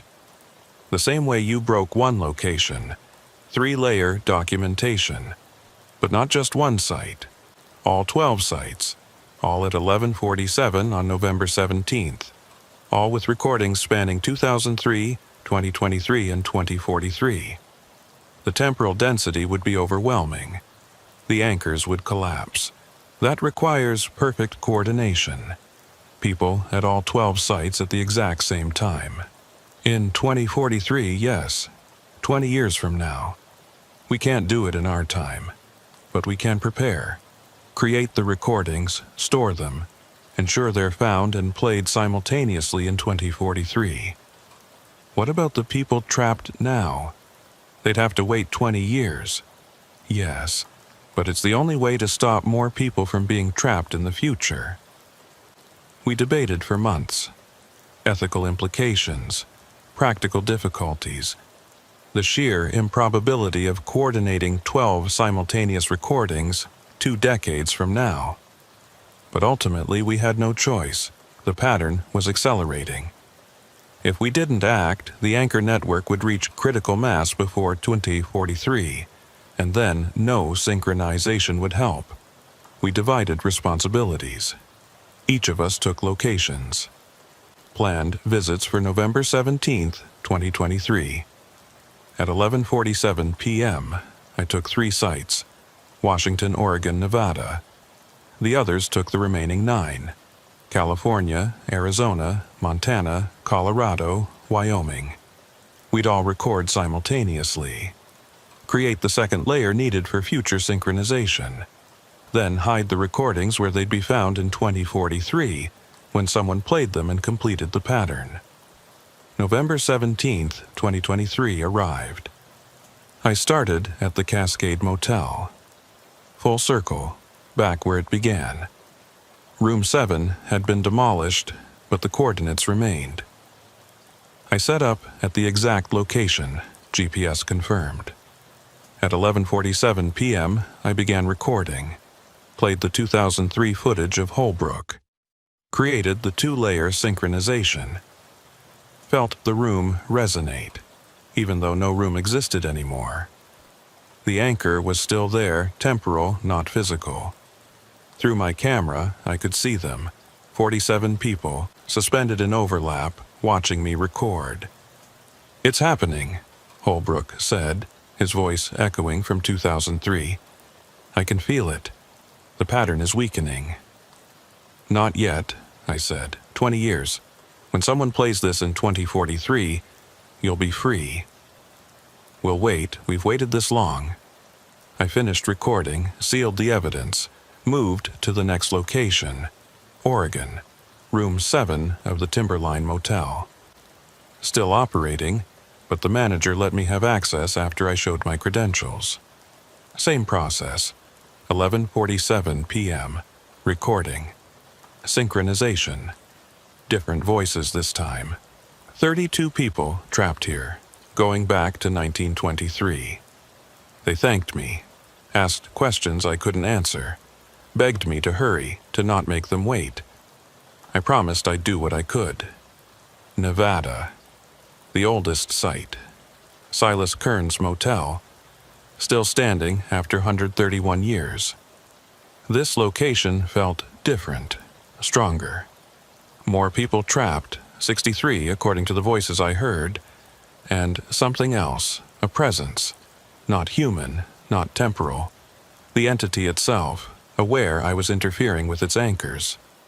It didn't speak, didn't threaten, but I felt its attention, cold and vast, studying me like I was a curious anomaly. I finished recording quickly, left before the attention intensified. Later, I contacted the others. All 12 sites had been documented. 12 recordings, 12 second-layer synchronizations. All we could do now was wait, store the evidence, ensure it survived 20 years, and hope someone in 2043 found all 12 recordings and played them simultaneously. It was a long shot. Required coordination we couldn't guarantee. Required belief in phenomena most people would dismiss. But it was our only option. I archived my recordings, stored them in 3 separate locations with instructions to open in 2043. Then I returned to my normal life. Fraud cases in Denver, routine work, pretending nothing had changed. But everything had changed. I'd seen beyond normal time, talked to people trapped in impossible places, felt the attention of an intelligence that regarded our entire timeline as navigable space. And I knew, with certainty I couldn't prove, that in 2043 the pattern would either break or cascade. Freedom for hundreds of trapped people, or collapse of the entire anchor network, and whatever consequences that brought. Years passed. My career stabilized. I stopped filing impossible reports, focused on normal cases, got promoted, transferred back to Seattle, worked my way toward retirement. But I never forgot. Kept private documentation, monitored the 12 sites when I could, watching for accelerating phenomena. And in November 2043, I'll be 70 years old. Retired, hopefully alive. I'll travel to all 12 sites, make sure the recordings are found, make sure they're played at 11:47 p.m. on November 17th. Make sure the synchronization completes. Whether it works or fails, I'll be there to see it, because this is my responsibility now, my mission. The one case I'll never close until it's finished. Room 7, always Room 7. In 12 locations across the West, temporal anchors wait. People trapped in overlap count down years until freedom. An entity from outside our timeline uses motel rooms to navigate our reality. And somewhere in 2043, someone will play my recordings and complete the pattern. I hope it works. I hope everyone trapped is freed. I hope the anchor network collapses and the entity loses its navigation points.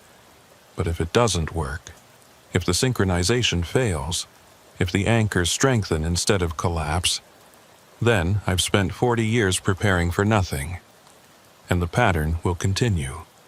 Room 7, forever.